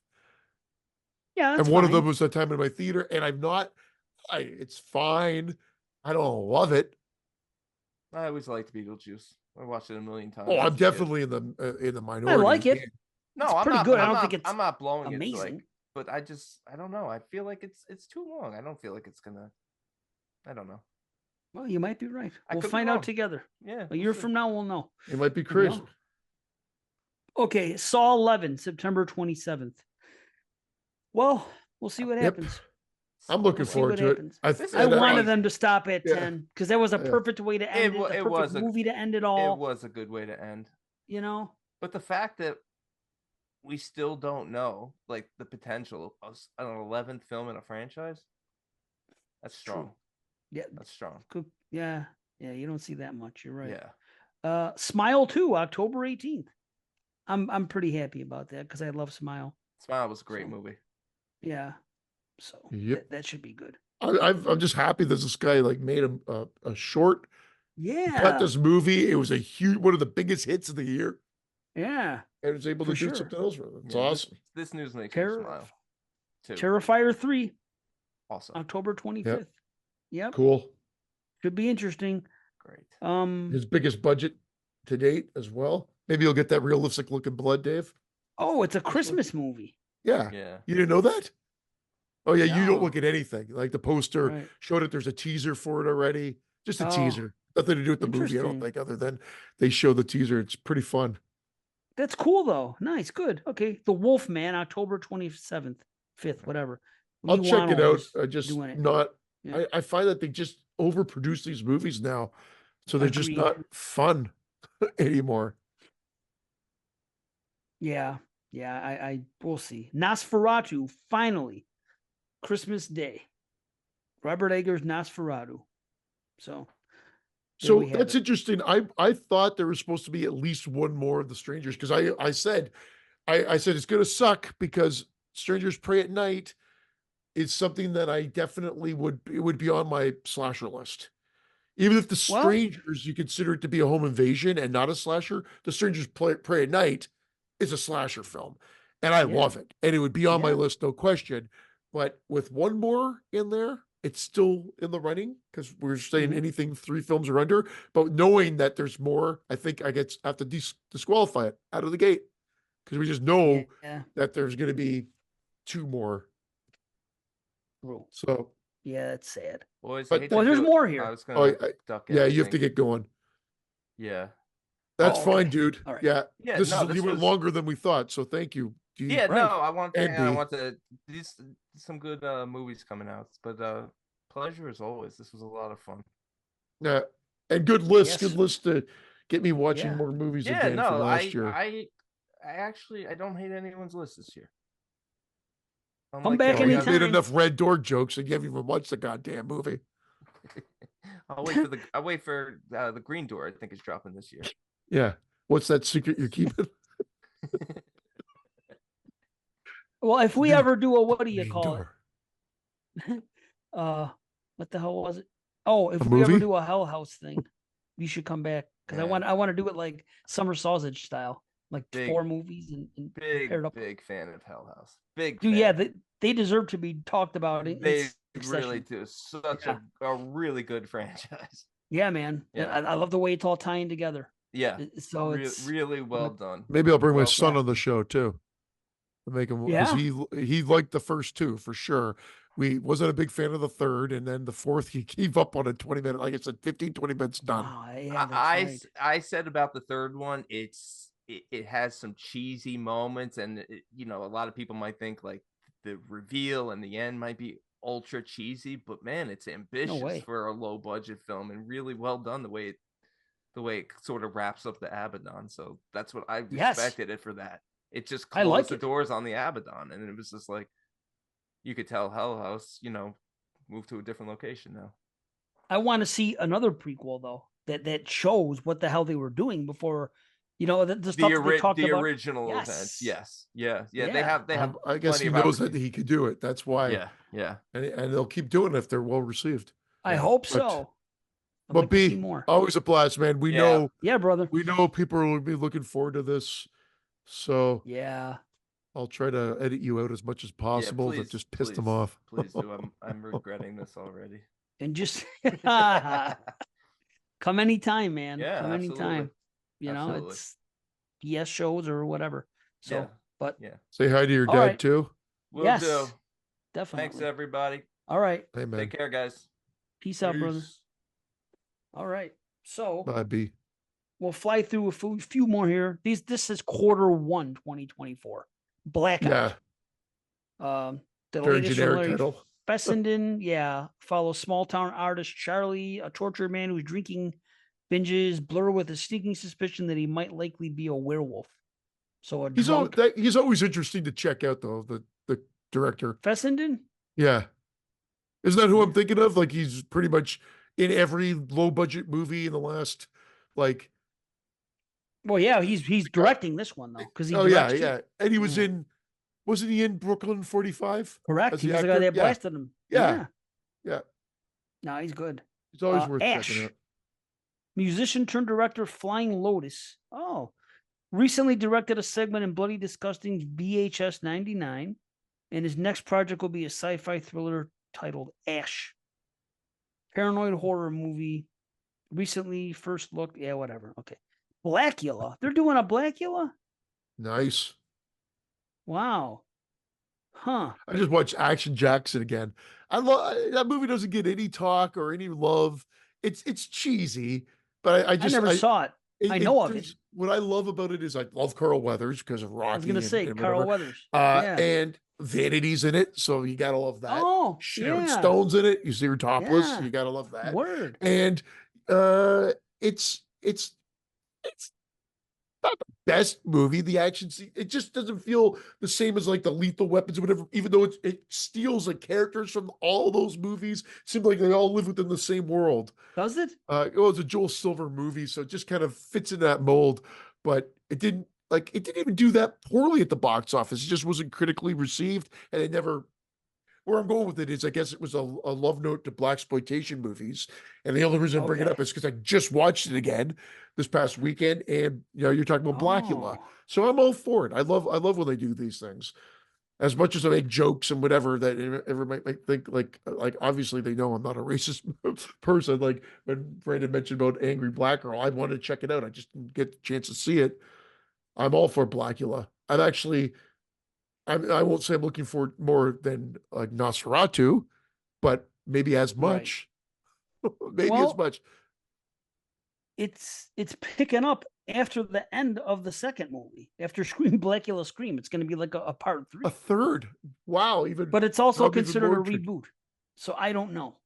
Well, You know what I mean? again, like just like Evil Dead, it sort of picks up. It's kind of like a redo, if you will, but it was a sequel. Right. Yeah, 100%. It's just a sequel to me. No question. Caddo Lake. M. Night Shyamalan produced feature revolves around an 8-year-old's disappearance on Caddo Lake. Huh. Linking past deaths and disappearances that'll broke. I don't know. I can't even talk. That'll irrevocably alter a broken family. Okay. Caddo Lake Never heard of it. received an MPA rating. Indicates that a release date shouldn't be too far behind. Okay. Making this a likely 2024 release. Okay. The Crow. So there's going to be another Crow movie, huh? All right. Interesting. Yeah. Bill Skarsgård is leading the cast. So we'll see. It's coming out from director Rupert Sanders, Snow White and the Huntsman, and Ghost in the Shell. Weird. Cuckoo. Oh, the director of Lose, which neither of us liked, right? What is it called? The movie's called Cuckoo, but it says Luz or Lose director Tillman Singer. Didn't we not like that movie, Luz, a couple years ago? Oh yeah, that people were blown. I remember, and I just did not dig it. No, me too. Same thing. I remember. You're right. Yeah. Ooh. What's it called? It's called Cuckoo, and then it says plot details remain scarce, but production images suggest a potential slasher. So, yeah, maybe so. Yeah. Frankie Frico? What the hell? Oh, there you go. You're gonna like this. Psycho Gorman filmmaker Steve Kostanski's latest stars Connor Sweeney from Editor and Father's Day as he accidentally lets loose a trio of tiny troublemakers into his home, led by the maniacal rock and roll party monster Frankie Frico. There you go. I'll check it out. I mean, that sounds stupid, but I'll check it out. Yeah, hey. Handling the Undead. This looks good. A strange phenomena erupts across Oslo, causing a strange spike in electricity that resurrects people who recently died. The Norwegian film is the feature-length directorial debut of Thea Devestendal. The horror drama feature is based on the novel by John Ajvide Lindquist, Let the Right One In, and he co-wrote the script along with the director. Okay. Handling the Undead. I think this is going to be a good one.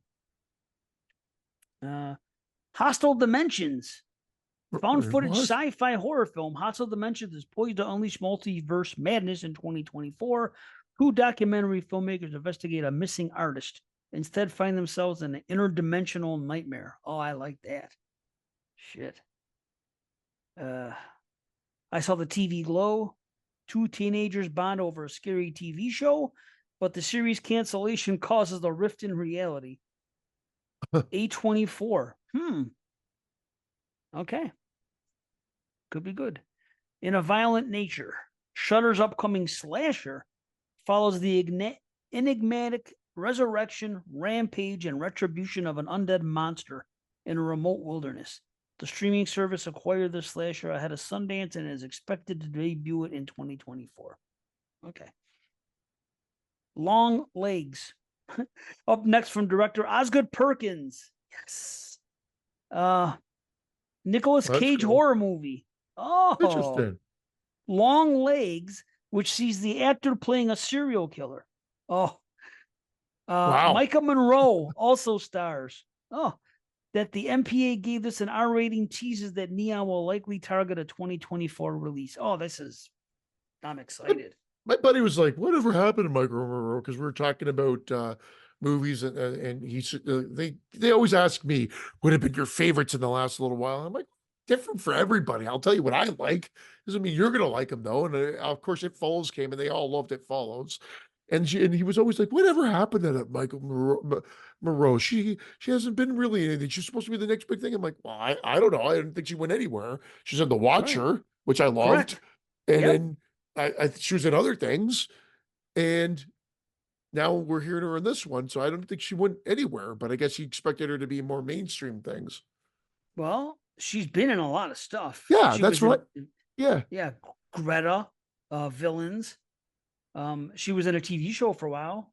yeah. See, Stranger. I liked Villains as well. I recommended that one, but I don't know if they checked that one out.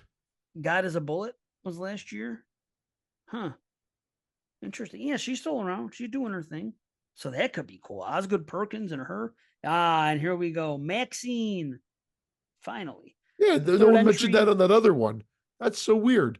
How was Well- that not mentioned on that other list you're Because reading? it's the same list, but at the time when they made it, they didn't have Oh, release dates. So these are okay. all just ones at the end of the same list. So yeah, a lot of people are in this movie. Setting out to make it as an actress in 80s Los Angeles. Salem's Lot to be determined. James Wan produced. I heard about reboot. that. I heard that that's going direct to video or direct to Netflix or something. It's not coming to the theaters. It was going to be I should direct to video. Like it's so ingrained in my psyche. Direct to Netflix. Oh, well, guess who's directing it?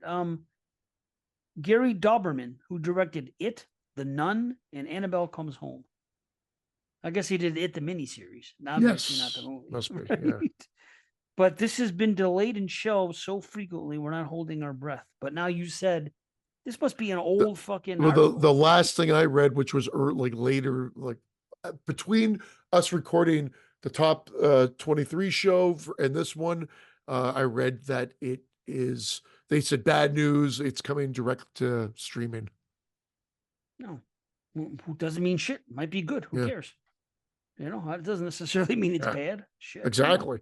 The other, like the last Texas Chainsaw Massacre came direct to streaming, and everybody, not everybody, but a lot of people like that one. Yeah. Okay. Well, here's another one. Shelby Oaks. YouTube critic Chris Stuckman's feature debut follows a paranormal investigation that dates back to childhood and will include found footage elements. Okay. We'll see. Keith David's in there. A bunch of other people. What's this one called? Starve Acre. A 70s set folk horror movie starring Matt Smith and Morford Clark. Oh, St. Maud. Oh, okay. In the lead roles. Based on a book by Andrew Michael Hurley. Okay, it should be out this year. Toxic Avenger. Yeah, there's still no date. The Trauma Call fave seems all but destined for a 2024 release. It received a red band teaser already. They just didn't have the date. So I'm don't know what to expect from that. I really don't. I feel you. I know the picture doesn't really do anything. And the last here, Witchboard. A remake of Witchboard is on the way from Dream Warrior and the Blob director Chuck Russell. Huh. Oh, wow. Weird. Yeah. That could be interesting because they really don't need much Sure. more than the Ouija board, and they could go anywhere with it. So really, because a Ouija board really does it. It's creepy, and younger generations love that shit too. Because you just that's all you really need, Right. and then you just could whether or not they get into the premise of that same like situation that if it's a direct remake or if they're just stealing the title and the premise of the Ouija board. Well, it's basic. We've seen a lot of fucking movies with Ouija boards in it, so hopefully they do it right. I don't know. Yeah. We'll see. Here's one called Baghead.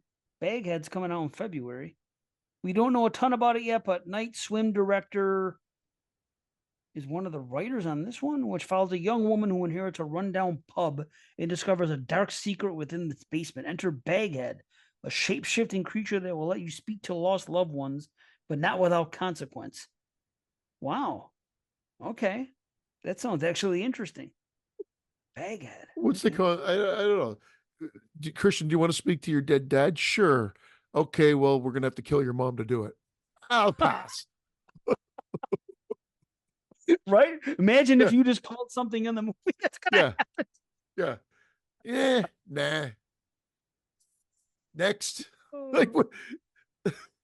I don't know. Oh, look at this. Return to Silent Hill, April 26th. Did you know about this? Return to Silent Hill. No, I don't. Yeah. I'm trying to think of maybe. No, I was thinking that their new video game was coming out, but no, not a movie. And it's the same person that directed the first one. Christoph, The Christoph, Christopher Gans. yeah, Christopher. Yeah, okay, that's what it is. Yeah, I think I met Yeah. him. Again, there's two directors that I think I met over my short period of being in that industry, and both were. Him was more. I don't think it was a commercial shoot I was on, but I think I met him, and he hadn't directed Silent Hill yet Oh, okay. because it would have been in 2000. It So would have been I'm in pretty sure 2000. Okay. when I met him, when I met him, Before Silent Hill came and out, right? then dude, I've mentioned it on the show before. Uh, Big director now. Has done a lot of DC movies. Why am I Zack Schneider? I think I met him Okay. too. I'm Yeah, I almost remember you positive. saying that. Yeah, and I told you he was a cool guy. Again, it had to be him, but we were doing commercials at the time, and he was. But I remember the guy that he was. His name was Zach, and he directed a bunch of videos. And he was talking about Right. directing this video, that video, Green Day, and whatever. And I remember him, and he was just a really cool guy. No sort of attitude with him and whatever. And then a few years later, Dawn of the Dead came up, and I'm like, I swear that looks like him, Zach. And I looked at what he had previously done. It was all these music videos, and so I was like, I almost positive it was him. Was he the Why guy that that worked story for matters, it Troma? doesn't really matter. No, that was James Gunn. I always confuse those two for some reason. Yeah, James Gunn and Zack James Snyder. I don't know Gunn why. worked for Troma. Yeah. Okay. I don't know what the fuck I'm thinking. So did you know that Jordan Peele's film has been uh postponed or something? It was supposed to come out on Christmas. Oh, no, I didn't know that. Like this Yeah. past Christmas, it was supposed to come out. It was supposed to, no, it's supposed to come on. It was initially supposed to come out next Christmas on the 2024. But I don't know. We don't know when it's going to hit the theaters, Next and the plots Christmas. kept the plots kept under wraps. Okay, I'm well, wondering here you if go. Tarantino's film, like most of his have hit at Christmas time, other than Once Upon a Time in Hollywood. I shouldn't say only because I don't think Kill Bill did either. But Once Upon a Time in Hollywood, I think came out in September. But Uh-huh. I think Hateful Eight and maybe Django or Glorious Bastards came out Christmas Day. I'm almost positive. And I'm wondering if this critic, if that will even be done by that point yet, or if it's going to be another year and change. I would bet it would The be. 2025 release. I have a feeling Unfortunately. it'll be later. So this girl's from, in this Witchboard movie, this is one of the people from what do you call it? Stranger Things. I was trying to figure out which girl it was. But oh, okay, it's that one. All right. I don't. Do you watch Stranger Things? No. Okay. For some reason, I had a I feeling watched you the didn't. first season. No, the first season I did. I liked it. Couldn't get into the second season. Never gave it a shot. And everybody's Oh, loved it since, and I just can't be bothered to yeah. get into it. The last two seasons have been great, actually. No, the movie critic is still in just pre-production, so that might not come out till at least 2025, maybe even 2026. Who knows? But are we almost at the end of this list? Because I got to get Yeah. going soon. Yeah, yeah, Sorry. yeah. I was just looking at the other ones to see if there was anything else I missed, and it looks Well, like we pretty much got I mean, them. there there's some cool surprises in this, and some cool sequels that I'm looking to Terrifier 2, 3, sorry, Smile 2, Vaccine, of course. Vaccine. I will check out the Toxic Avenger, but some of these other ones like the Blackula is cool. Nosferatu, of course, the Wolfman, I'm always up for that. The Wolfman, I'm Smile just 2? worried. I feel like Nosferatu will be done the proper way because, Eggers I has like hope. a cool vision to him and whatever. The Wolfman, though, I worry it's going to be just like what we got in 2010 or whenever that other one came out. Right. I And feel again, there you. are people that like that, but I just feel like overproduced. Like Exactly. Steven Summers movie or whatever, where it's just a lot of CG and a lot of like, an underworld or something like that. Like it's just over the top done and not just having faith in the source material and being able to strip it back and just Right. giving us like what if they just said we're gonna bring it back and focus on like practical effects. Good.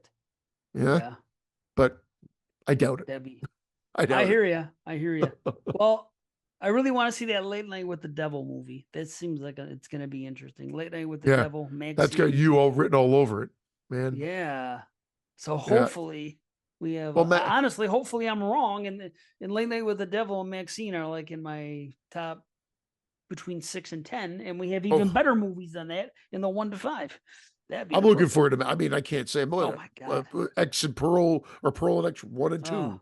of that year. So Maxine, I'm definitely looking forward to. So I'm a little concerned because it's going to be different. There's supposed to be something like a Giallo, so I just find it odd, an odd decision. And there's all kinds of actors in it. no, Did you he's see changed the list all of the style people? from the other two. So why I know he not? Like, did. that's a great know. idea. I'm actually more intrigued now that it's Jallo style. Yeah, I mean, man. yes, but it seems like it's going to be a lot of people are going to be in the movie. Like it has a huge cast. So it's like Michelle Monaghan, Elizabeth Debicki, Kevin Bacon, Lily Collins. Lots of people are going to be in this movie. So I'm like, the other ones were more intimate. I mean, especially Pearl, but there wasn't a whole lot of people. This looks like there's freaking a cast of 30 people in it. Well, 26 we'll people. see. We'll see. Yeah, no, I hear you. We'll see. And it's different, but I mean, I'm not against it. I mean, not at all. It would be fantastic if that just, rang in that top 10 somewhere next year, just hitting that top 10. No shit. And it goes down as one of the freaking best trilogies, Yeah. So yeah, that'd be cool. So yeah, awesome, man. And it was great having Brandon on. He really didn't miss too much here, but man, God, he hit me with a couple of those jokes, old Brandon style. It's good. It's always great to have him back. Absolutely.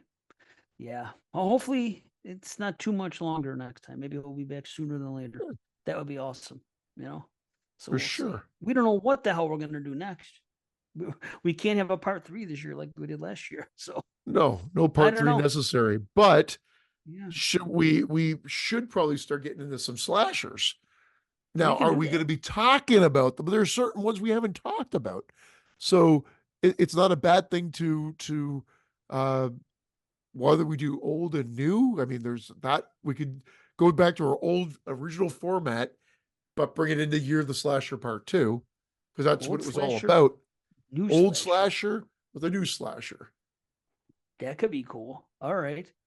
We'll have to come up with some ideas here and get them out there. For sure. For sure. All right.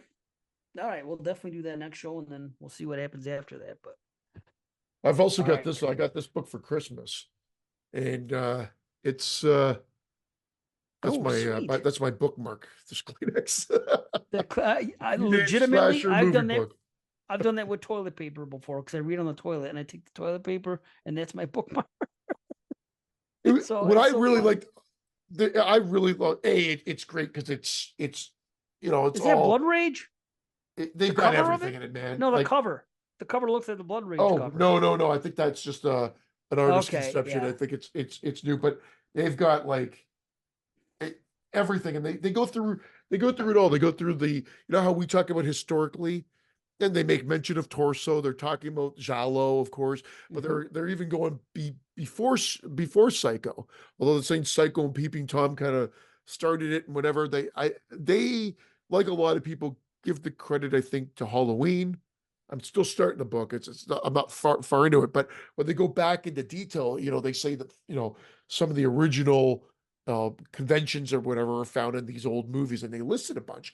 A lot of them I'd seen, but not all of them. So I started with a short list, not Nice. for the slasher show necessarily, just because there are gaps in sort of my movie watching Right. from over the years. So why not check them out? Like for example, I don't want to get too much because we were just about to end the show, and I That's got okay. into this, so I That's can talk okay. about this the next show for sure. But Yeah. they're talking historically, House of Wax with Vincent Price. We knew that. Some of the other ones, the Canary. We're talking about like Oh. 1927, this old house, or Uh-huh. the old dark house, the old dark house from 32. These are just some of the examples that they bring up as Night of Terror 33, the Scarlet Claw, the Leopard Man. Nice. These are just some 13 examples that women. they bring up, and I just can't, like, I'm gonna watch some of these, and they're not slasher movies, but they have Right, some but of the they're conventions that we would later see play out in what we would just find as a slasher film. yeah, it's awesome. No, I'd like to do that too. That's really cool. Some of those movies are hard to get a hold of. Yeah. So, but I definitely would. But speaking of gifts, that was a gift. I wanted to say that it's upstairs, but all that talk I had last show about freaking about my wife might be getting jealous of Mia, and not true, because she freaking gave me an anniversary present, and it was a mug, a coffee mug of Pearl. So Oh, it's all nice. good. Yeah, Yeah. she just didn't like the thing that was going on with what do you call it? Infinity Pool in that one scene. I guess she doesn't like her eyebrows or lack of eyebrows or something. I'm like, all Lack right, of whatever. eyebrows. Something Well, like that. So, and she was trying to get even more. She was looking at some things. It was like autograph stuff, but it was like $500-600. But she was really trying to freaking do some shit for me. I For can't. Mia. I'm like, That wow. stuff is where I can't go down. Like, you know that. Word. Well, I agree. I don't. Nobody's autograph is worth that No. much. To be honest, nobody's autograph is worth anything to me anymore. It's coming from the Clive Barker guy. Yes, we've made the joke on the show numerous times. I don't care. I don't need anybody's autograph that much. No. You want to But I sign would do something the great? meet and greet.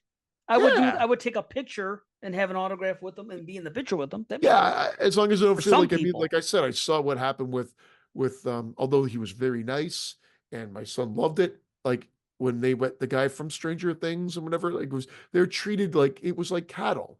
Not the guy didn't do that. It was just so many people need Right. to mention. It's like in, out, done, in, out, done. And I swear, if you went to see Kevin Yeah. Smith or some of the other ones, you get a little bit more time with them. Right. So it just depends. Like I don't care. I don't need that picture that much. Like if you were standing with the Friday the 13th crew and you had to pay much, but you had the whole like crew, like, I mean, crew, like your Amy Steele, like the final girls or whatever like that, it's a group Yeah. shot. That would be fantastic. Fuck yeah. Yeah, it'd be that I could see spending some money on. I get it. Like they're not How there to have they do not? charity. I think they How have they not depending on got all the final girls together at one shot? It's never They happened. have. I think they have. Yeah, Are you serious? All of them? they have. I don't know about all of them, but they'll always have they'll have the final girls, and there might be two or three of them there at the time. But I'm pretty sure they've done it with a good chunk of them. I want 1 through 7. That'd be All of great if they could get all. Oh, no, Reddy. Just so you say you suck, Reddy. Yeah, nothing against her. I guess she's a Paramount girl, so she could be there too. That's fine. Give me the 1 to 8 Paramount girls. Rock and roll. That would be a picture. That's a freaking opera. I cannot believe that hasn't presented itself. They're all Yeah, alive. I don't know if Rennie does the festivals. I know Lard Park does. I think pretty much all the other ones do. Jennifer Cook? Probably not. I never hear about her. I don't know about Jennifer Cook either. You're right. Yeah, never hear about her. What about Trish? She has, but I don't think she Yeah. embraces it as much as the others. Again, I'm Right. I'm kind of speaking on my Yeah. ass. Who I don't knows? even I Right. don't really know. And again, typical show. We were about to go Yeah. 5 minutes ago, and we got down all these other tangents. That's the way we are. It's it. We It love happens. you. Yeah, we love you guys. Manchi Chi. We'll see you for another show. Old slasher, new slasher. Much love.